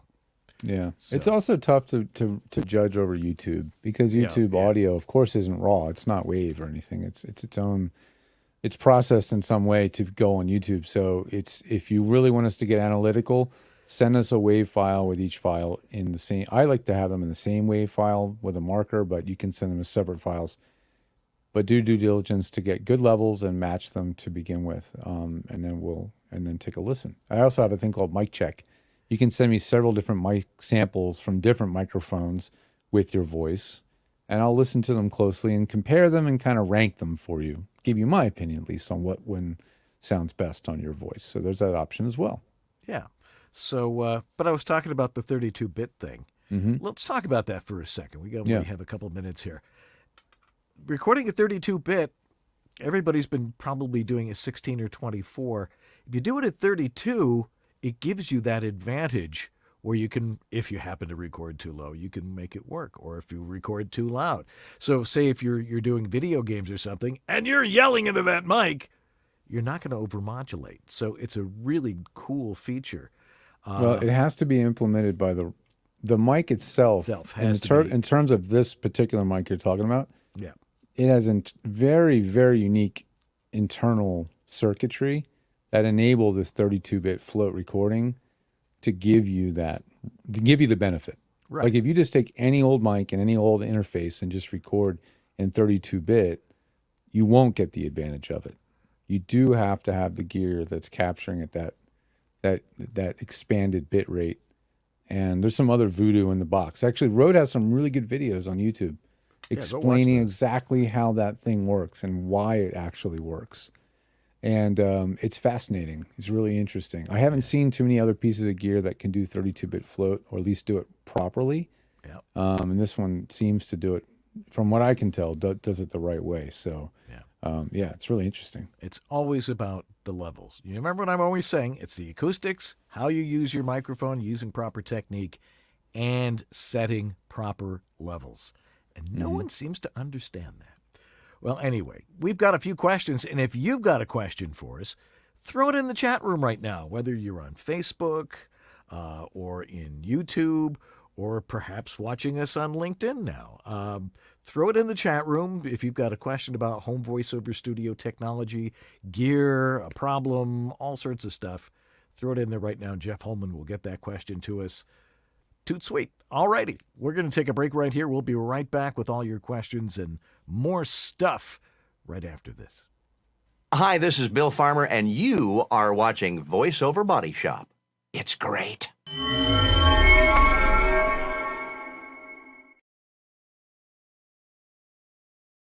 It's vacation time, just about everywhere. For example, here's Australian voiceover pro Andrew Peters on vacation in London recording a commercial with his Portabooth Pro. Why is the Portabooth Pro gaining users worldwide? Well, just listen. Winter's tough. The rain, the wind, the cold. Performers can capture great audio even in acoustically untreated spaces with the Portabooth Pro. Your microphone hears the sound of a human-sized sound booth at a fraction of the size and cost. The Pro accommodates large and long microphones, lengthy scripts, and e-reading devices. The Harlan Hogan Portabooth Pro is lined with Auralex studio foam. It's a professional quality sound studio that assembles in less than a minute. And its multi-pocketed carrying case makes it super easy to take your gear and your voice wherever you go. Order your Harlan Hogan Portabooth Pro now, just $389.99, only at voiceoveressentials.com. What else does that guy Andrew Peters from that last commercial use when he travels? Source Connect. That's right, for sure. I've known him quite a long time. Source Connect is part of his arsenal, and it's because the majority of the clients that he's working with are using it too. And it's a preferred weapon of choice for so many productions because of that workflow. Your audio comes from your studio through the internet straight into the timeline of their DAW. Most of the time Pro Tools, but whatever they're using, Nuendo, whatever pro level multi-track DAW they're using, even Reaper, it's going to capture the audio. And if there's even a single dropout or glitch or anything, using the magic of Cue Manager, it will automatically replace the dropout or the glitch in the audio. And even more so, you can even have it replace the entire file with a completely unprocessed, uncompressed audio file to go into the timeline. And it does it all magically in the background. It's amazing tech, and really it's what pros prefer for a lot of the voiceover type work out there. So you should know what it is. Go over to source-elements.com. Get yourself set up with an account. Start learning. I recommend getting the subscription so you can be held, your hand can be held by their amazing support team through the entire process. If you don't get that support, you may end up paying me or us for that support. So you might as well get the support directly from them, and it's worth it. So anyway, thanks Source Elements. We appreciate your support. Go check them out, and let's get to all those questions right after this. Is AI coming for your voiceover career? Is it going to take all of your jobs? Man, do we hear that question a lot. And there's a lot of people that are fearful that the answer to that is yes. Well, I've been working in performance and technology simultaneously throughout my career, beginning in the 70s. And I've seen the incursion of technology, both good and bad, and I want you to have the facts. So what I'm going to do is I'm going to put together a course, which I'm going to give away for free. I'm aiming for mid-August or so, talking about synthetic voices and what they mean to your future and your success. So it'll be at voheroes.com. I'll give you details as soon as we're ready to go. I'm David H. Lawrence the 17th. I thank you so much for watching and for listening to VOBS. And stand by. We'll get that course to you very soon. This is Ariana Ratner, and you're enjoying VoiceOver Body Shop with Dan Leonard and George Whittam. VOBS.TV. All right. Got a few questions here and a few more coming in. If you got them, throw them in the chat room now, because this is what George and I love to do, is answer your questions. I mean, he and I could just talk for, hours and hours. I mean, look, 256 episodes of VoiceOver Body Shop. This is episode... what is it? 156 106. 106 of Tech Talk. 106 Tech Talks. We never have a problem coming up with stuff to talk about. Sharp there, Sue. Very good. And we love hearing from you. I think that's probably the best part of our jobs, is talking to you guys. Unless there's some people like, oh, not this person again. But we always try to help. We won't throw you off. Anyway, so let's get to some of these questions, and some of them are very good questions. They're all good questions. Any questions. There's no stupid questions, just questions. So from John Conlon, regarding the new Rodecaster Duo for VO and radio work, pros, cons, would love your opinion. Is the Rodecaster Duo compatible with Twisted Wave? Well, let's start with the first one. This thing is designed for exactly what you're talking about, which is live production. Mostly it was designed specifically for podcasting. And there's a lot of people doing podcasts who don't necessarily know how to do a podcast. And Rode came up with this, the original Rodecaster Pro, and now the 2, which has some really nice improvements to it. It's got 4, mic inputs. It's got all this stuff so you can mix things and add things like, and you can have all sorts of fun stuff, which if you're doing radio, we used to have a cart machine. Yeah. And it was a continuous loop cart, and you'd shove it in there, and you can have sound effects on there, and that's what it was for. It's all self-contained in this unique package, which is the Rodecaster Pro and the Rodecaster Pro 2. Peace and love. Peace and love. Yeah, just have random buttons with random samples on there. That's right, exactly. And they're all nameable, and it's a lot of fun. Yeah, when things get really dull, I always go to. Okay, there's Yeah. all right, there It's goes a lot of copyright fun stuff. if you came from radio and you miss those days of being on the radio and you want to have those functionalities. For a voice actor, it's still probably overkill. The Duo, even though it's simpler and has 2 mic inputs instead of 4, it's a little bit smaller. It's a little bit cheaper.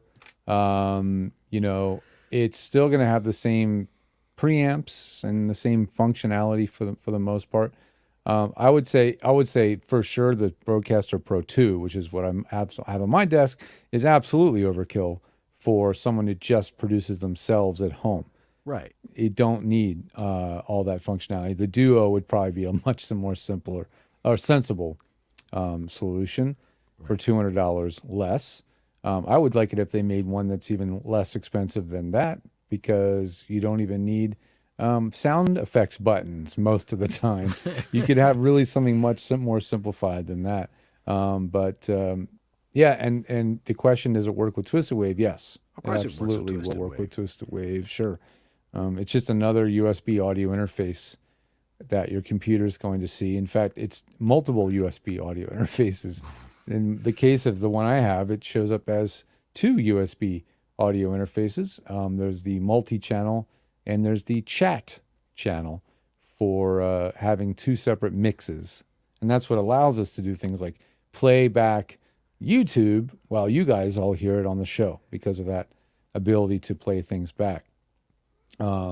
This one has another trick up its sleeve, which I have to look if the Duo has.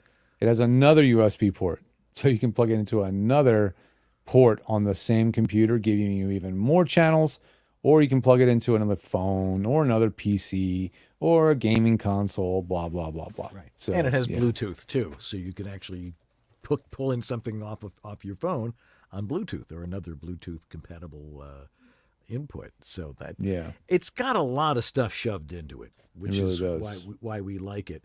And again, and like George said, it's just an interface with a lot of cool electronics, bells and whistles, right? Yeah. Which they've also shoved into the NT1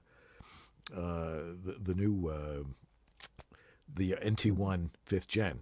They've Oh taken the yeah, same because preamps.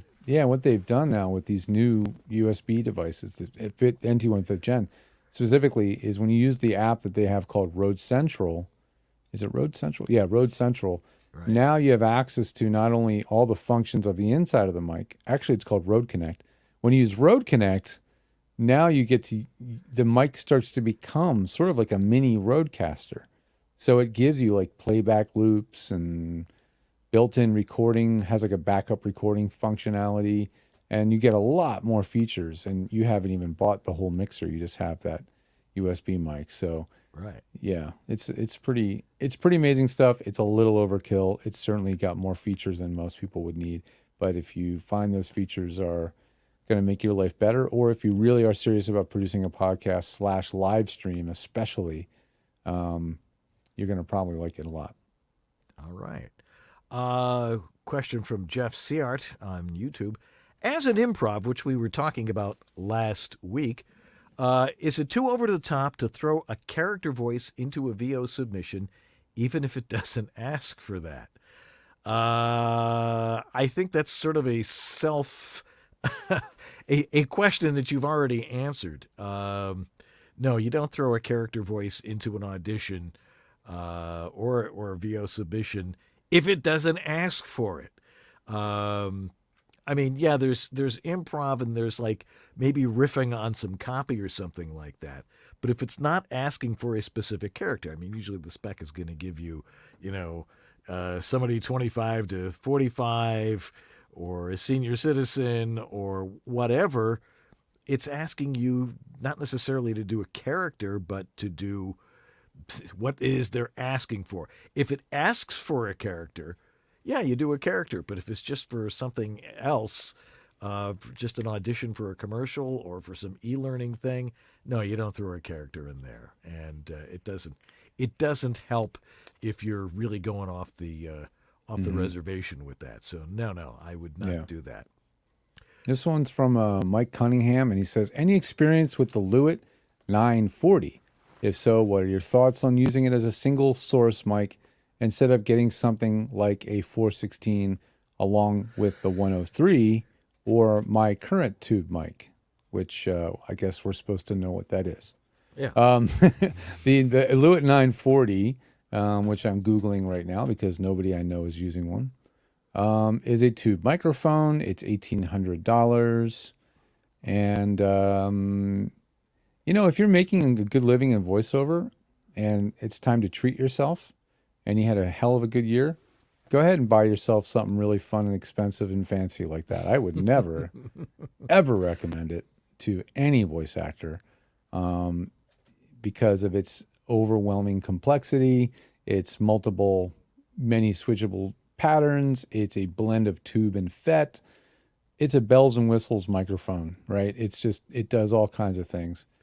And no, I don't know if it would be a one mic solution to replace a TLM-103 and a 41.6. I don't know that. Like I would have to hear that mic.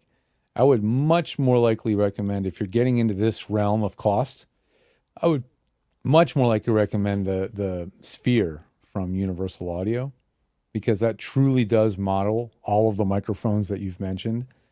It's a lot less than this thing. It doesn't have any tube to worry about burning out or fading out. So that's the direction I would go if I really am going to looking at spending that kind of money. Like if you don't have an Apollo, buy the Apollo Solo and the Townsend for $1,500 roughly, and it runs circles around this mic in terms of flexibility, whatever. So, I don't. But again, I'm coming at this from someone that has not used this microphone, and I don't believe I have heard it on anybody's voice tracks yet. Yeah. So, we tested a Lewitt a couple of years ago when we did. Was it the Pure 240 or something like that? Does that sound familiar? Yeah, and I know it was very flat and it had very low output. I'm assuming that the folks at Lewitt have probably improved on that, but I think that was I don't know if that was a bum mic. It did have a bizarrely low output. I remember that. Yeah. But I've heard that mic since, and I've heard good things. The 440 Pure actually is the one I'm thinking of, and that one has been nothing but really good sounding audio that I've heard from people that have sent me samples. So, Lewitt's a weird little company. I think the engineers are spun off from the AKG team. Some of them were over at AKG. I don't have a warm and fuzzy feeling. I know some people that love their Lewitts. It doesn't have a track record for me yet in terms of something I'm going to absolutely say without a doubt I recommend.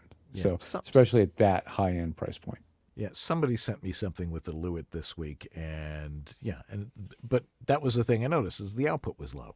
Mm-hmm. And meaning it probably can handle a lot of SPL, sound pressure levels. So if you're singing or you're yelling into the mic, a quiet mic like that doesn't have a lot of output is probably able to handle it, especially at that price point, for crying out loud. Mm-hmm. There's no reason you should be spending $1,800 on a new mic unless, as George said, you want to treat yourself to something. But there's no microphone out there that's going to change the way you interpret copy, which is what they're really looking for. Or how you tune your acoustics, or where you put the mic. Exactly. All that stuff is so much more important. Right. You can get away with. What are some of the mics we talk about? We've been talking. The Rode NT1, the Stellar X2, $249 for the NT1 5th Gen. What a bargain and a half that is, and it gives you so much functionality, which is really cool. And the Audio Technica mics, above the 2020, you get to the 2035 or the 2050 or the 4040. These are not expensive microphones, and they sound fine. Now, this is the MV50 for Mojave. $499, right? $499, yeah. That's the most I would spend, unless you are literally making a living and really making a profit in voiceover. Yeah. I would not spend more than $500 at all when you're getting started. Yeah, get that out of your head. So it's not the microphone. Question from Max Goldberg. Go for it.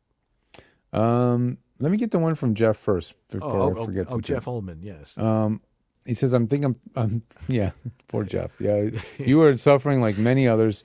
The problem I mentioned about headphones being too detailed, I hear every tiny noise, every little epiglottis flump, whatever, everything, and it's because you're listening to your audio under a scanning electron microscope. Right. And you can for see years, the germs in his voice, Yeah. Well, for years, years ago, I remember Dan and I, we really were debating the whole speaker thing. Dan said, I'd like to use monitors. I would always tell people to use headphones.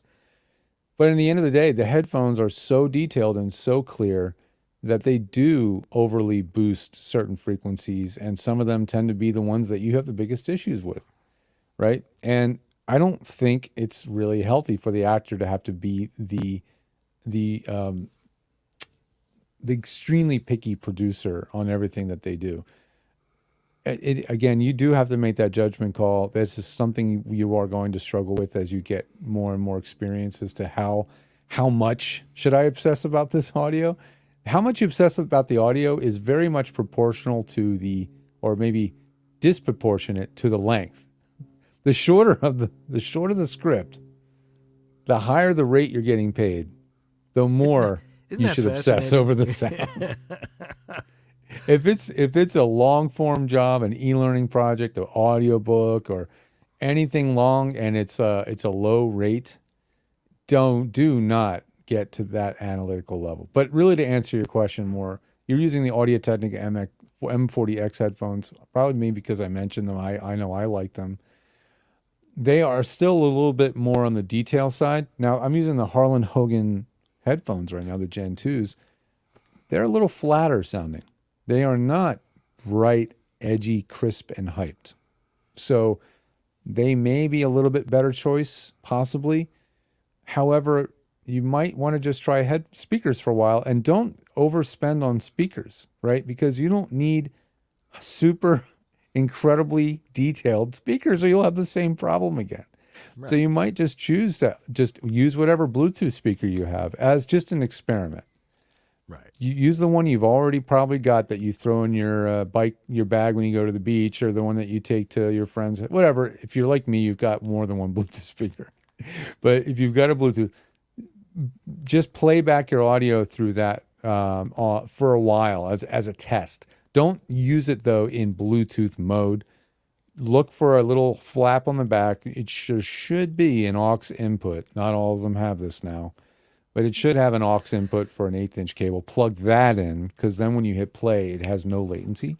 Mm-hmm. So when you're stopping and starting and editing, it won't drive you quite as crazy. And then give that a try. Don't go crazy with speakers at this point. Yeah, but he also mentions that, what kind of problems might he encounter using monitors in a small booth? And we talk about the fact that if you're using studio monitors, the place where you are listening to it also has to be acoustically treated, so you're not getting reflections off the back wall, and you're getting a false impression of what the actual ambiance of your studio is. Yep. So, I'm using a pair of Yamaha H2s, which I happen to like a whole lot. Mm-hmm. Very flat, plenty of loudness. Also remember that speakers or monitors are what we call near field monitors, and the optimal place is about 3 feet away at about a 30-degree angle, so they converge that way. And they give you a lot of detail, but they don't overemphasize it. Again, when you're listening on headphones, it's going to drive you nuts. But can you use them in a small booth? Not recommended. It's because the acoustics in there are going to be really weird. And what's going to happen is so a speaker is a cabinet, right? There's speakers and they're inside a cabinet. When you put the cabinet inside your small booth, your booth is now another cabinet that the cabinet is inside of. So it also resonates and has. So it will always tend to build up low end. You're going to get a lot more boominess or bottom heaviness out of your. So if you're going to put something in your booth, it should be pretty damn tiny. It should be small and not have a ton of bass, because it will. Even 5-inch monitors, maybe even 3-inch monitors, will be quite boomy in a small booth. So again, small, and don't run them very loud. Keep their levels kind of low. Well, it brings up the question, a lot of people edit in their booth. Mm-hmm. I And stopped usually doing, with headphones, probably. And usually with headphones, yeah. I mean, I stopped doing that a long time ago because, Mm-hmm. I've always separated my engineering of space from my recording space. Yeah. I have my mic, it's in my booth. That's all that's in there, and an iPad where I can read copy and a music stand to see my copy, if it's printed. Yeah. And I do most of my work out here in the voiceover body shop, where I do my editing and all that stuff, because that's where my comfortable chair is. But I have the speakers set up here, and and I'm listening to people's audio, and I want to hear the detail that I need to hear, not every little mouth click and all those other things. So, they're for outside your booth. So if that makes any sense. Yeah. Which brings us to the next question, because it sort of answers the question that we were just talking about from Max Goldberg. He says, I picked up a pair of iLoud monitors for reference while editing. They're pretty affordable and to me sound great in the booth. Have you guys ever checked them out? Those are those multimedia speakers from what's the company? IK Multimedia. IK Multimedia, exactly. They make a whole line of speakers. That's their generic. Their name for their monitors is iLoud. iLoud, yeah. So they've got a whole bunch of different ones. So I don't know which ones that he's referring to. They have the micro monitors, which look kind of like little baby speakers, little tiny ones with a woofer and a tweeter. But they sound great. And they sound amazingly good. They have quite a bit of low end, but I do believe they let you adjust the low end. So if you do get speakers that have a bass control or any kind of a tone control, set it so the bass is reduced. Like this particular speaker, this is the let me show on screen because this is a visual thing. Boop, boop, boop. Okay. Boom. This speaker has. Boom. Come on. There we go. Can bring it up. Come on. This speaker has some switches on the back for EQ. Right. One of them says flat or LF minus 3 dB. If you're going to use these in a small room or near a wall, definitely engage that minus 3 dB LF. And what that's going to do is make the speaker output less low end. So they're not as full and rich sounding and boomy. Sort of a high pass filter. It is exactly that. It's just a high pass filter. It's a very minimal one. It's only 3 dB, but it's enough to make a difference, and it will really help the clarity of the speaker in a small booth. It also has a high frequency boost switch, which depending on where the speaker is and how close it is to you, you might want to turn that on or off. So you just have to kind of compare it to different things. It also has a flat versus desk position. I would put it in desk position. That also will probably reduce the low end of the speaker, because when it's sitting right on a desk, it needs to output less low end. Otherwise, it will sound hyped in the low end. All right. Nancy Bober asks, so I'm replacing my old AKG K240s, which are headphones, with a wonky cable, meaning it's not working, with the new DT770 Pro K. Those are which manufacturer? The DT770s? Well, the Beyerdynamics. Beyerdynamics, right. Are the AKGs worth holding on to or replacing the cable? Do they have a cable that is replaceable? Replacing cables is a pain in the ass. You've got to know how to solder. It's all sorts of stuff. So if it's old enough, and it must be a pretty old AKG because they did not have replaceable cables back in the day. And it's probably not worth it unless you're a headphone hoarder like I am, and then you keep everything. But no, probably not. I mean, once you get used to the DT770s, which sound pretty different from the 240s, now you're going to be relearning those headphones, and then going back to the AKGs are going to sound totally different. Yeah. So you'll forget what they sounded like. I would just let them go. Yeah. Let them go. And Justin Ramos on YouTube asks, what to look out for when buying used mics besides a good return policy? Well, that's the most important thing. Yeah. Any simple tests you would do to verify if any part of it's broken? Thank you. Plug it in and record with it. And do the rattle test. If you shake it and you hear and something, it goes, there's something broken. Honestly, though, that's a pretty good test. If you get a mic and there's anything rattling in that mic, it's got something going on. If it sounds good, it is good, as always. If, like the other gentleman that was doing a mic noise test, in his case, he felt it was too noisy. If you're not sure, again, Dan's got Specimen Collection Club. I've got Mic Check.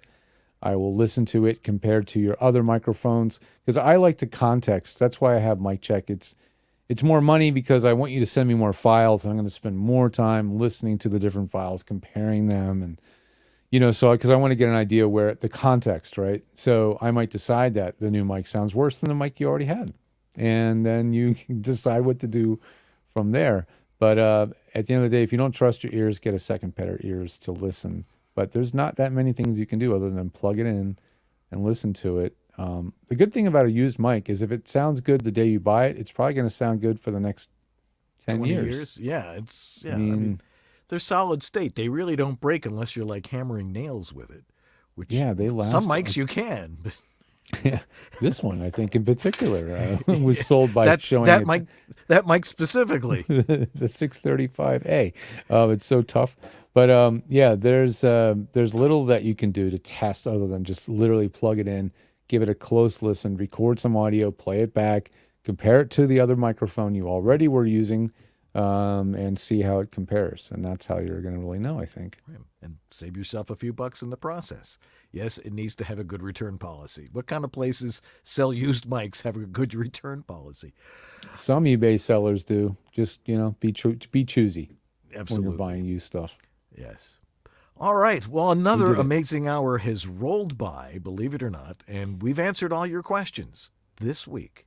But we want more questions. If you want to write to us and get your question first in the queue on Tech Talk, where do you go? Where do you write? You write to the guys at VOBS.tv and ask your question, and I guarantee you'll be at the front of the queue when we answer questions. It's nice to have people live listening to the show, and you have a certain advantage of being able to participate. We know most of you watch this in replay on Facebook and on LinkedIn and on YouTube and at our website, VOBS.tv. But you really should make a point to be here when we do the show. And when you see a promo for the show coming up on Facebook, watch live and be interactive with us. We really like hearing that. What is it that you are... What is it you're doing right now, and not guessing and listening a little bit later on. Anyway, we're going to take a quick break, and we are going to wrap things up for this week right after these important messages on VoiceOver Body Shop. So don't go away. This is the Latin lover narrator from Jane the Virgin, Anthony Mendez, and you're enjoying Dan and George on the VoiceOver Body Shop. Your dynamic voiceover career requires extra resources to keep moving ahead. There's one place where you can explore everything the voiceover industry has to offer. That place is voiceoverextra.com. Whether you're just exploring a voiceover career or a seasoned veteran ready to reach that next professional level, stay in touch with market trends, coaching, products, and services while avoiding scams and other pitfalls. VoiceOver Extra has hundreds of articles, free resources, and training that will save you time and help you succeed. Learn from the most respected talents, coaches, and industry insiders when you join the online sessions, bringing you the most current information on topics like audiobooks, auditioning, home studio setup and equipment, marketing, performance techniques, and much more. It's time to hit your one-stop daily resource for voiceover success. Sign up for a free subscription to newsletters and reports. It's all here at voiceoverextra.com. That's voiceoverextra.com. All righty. I've told this story before, but now you get to hear it again. My good friend Joe Davis once asked me, what can I do for the voiceover business? Because, he's a webmaster and he was designing websites and, for law firms in Midtown Manhattan. So he was doing okay. But he wanted to start a web mastering system for people in the voiceover business.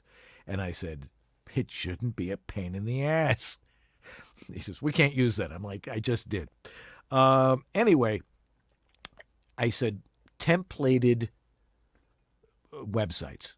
Someone goes in, they pick a template, they can customize it the way they want and get it out there as soon as possible.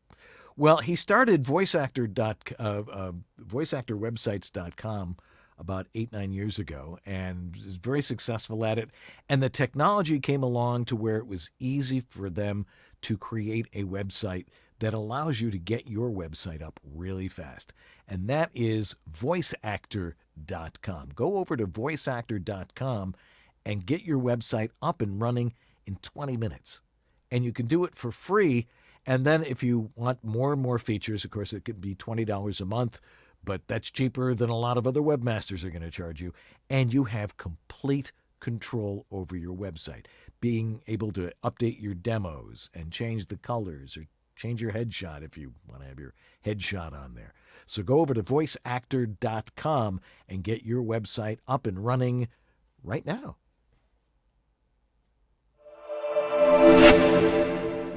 We are the World Voices Organization, Also known as WOVO. We're the not-for-profit industry association of freelance voice talent. Voiceover is a complex entrepreneurial business. WOVO is there to promote the professional nature of voice work to the public, to those already established in their voiceover practice, And to those who want to pursue voiceover as a career. Membership benefits include a supportive and creative community, a profile and demos on voiceover.biz, our searchable directory of vetted professional voice talent, our exclusive demo player for your personal website, our mentoring program, business resources, and our video library, our annual WovoCon conference, a fun and educational weekend with other members with the chance to learn and network, webinars and great speakers, and weekly social chats with other members around the world. If your world is voiceover, make WOVO part of it. World Voices Organization. We speak for those who speak for a living. This is Bill Ratner, and you're enjoying VoiceOver Body Shop with Dan Leonard and George Whittam. VOBS.TV. And we're back. Well, 2 hours just goes by like that. It's amazing. Yeah. Next week on this show, another great guest. And I think we're pretty much set up to, maybe not taking a couple of weeks off for the next couple of months. So fresh content for you every week. Let's see here. Who are our donors of the week? Oh, I see a lot of familiar names. Let's start with Greg Cooper, Grace Newton, Christopher Epperson, Robert Leadham, Stephen Chandler, Casey Clack, Jonathan Grant, Thomas Pinto, Greg Thomas, A Doctor Voice, Antland Productions, Martha Kahn, 949 Designs, Sarah Borges, Philip Sapir, Brian Page, Rob Ryder, Shauna Pentington Baird, Don Griffith, Trey Mosley, Diana Birdsall, Maria Makis, and Sandra Manwiller, or Sandra is the way she prefers it. Yes. So, and of course, you can leave us, an endowment from your will if you really like what we do and want to keep doing it. But anyway, remember, if you want help with your home voiceover studio, you can talk to me over at homevoiceoverstudio.com, and George is over at his mega complex, georged.tech. Mega complex. Oh. Yeah, and you still get your VOBS Fan 10% off. All right. Funny how few of you use that coupon, but it's still active. It's right there, for crying out loud. It's good for webinars. It's good for any content. It's good for any services. All right.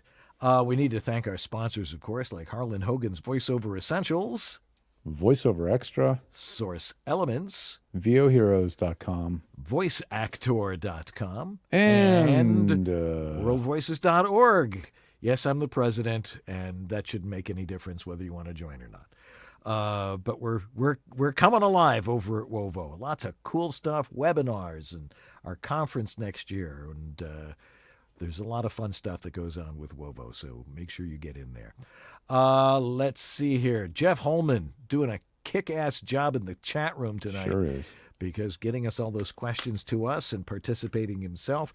Sue Merlino, who is our wonderful director, she gets it done every time we key up the live broadcast. She's there and makes it happen. And, of course, Lee Penny, just for being Lee Penny. You out there, Lee? Come visit us, for crying out loud. That's going to do it for us this week. We're here to help you with your home voiceover studio audio. But the bottom line is, if it sounds good, It is good. I'm Dan Leonard. And I'm George Whittam. And this is VoiceOver Body Shop. Or VOBS. Tech Talk. Tech Talk, Tech Talk, Tech Talk, Tech Talk, Tech Talk, Tech. Thanks, Jeff. All right, we'll see you next week. Have a good one.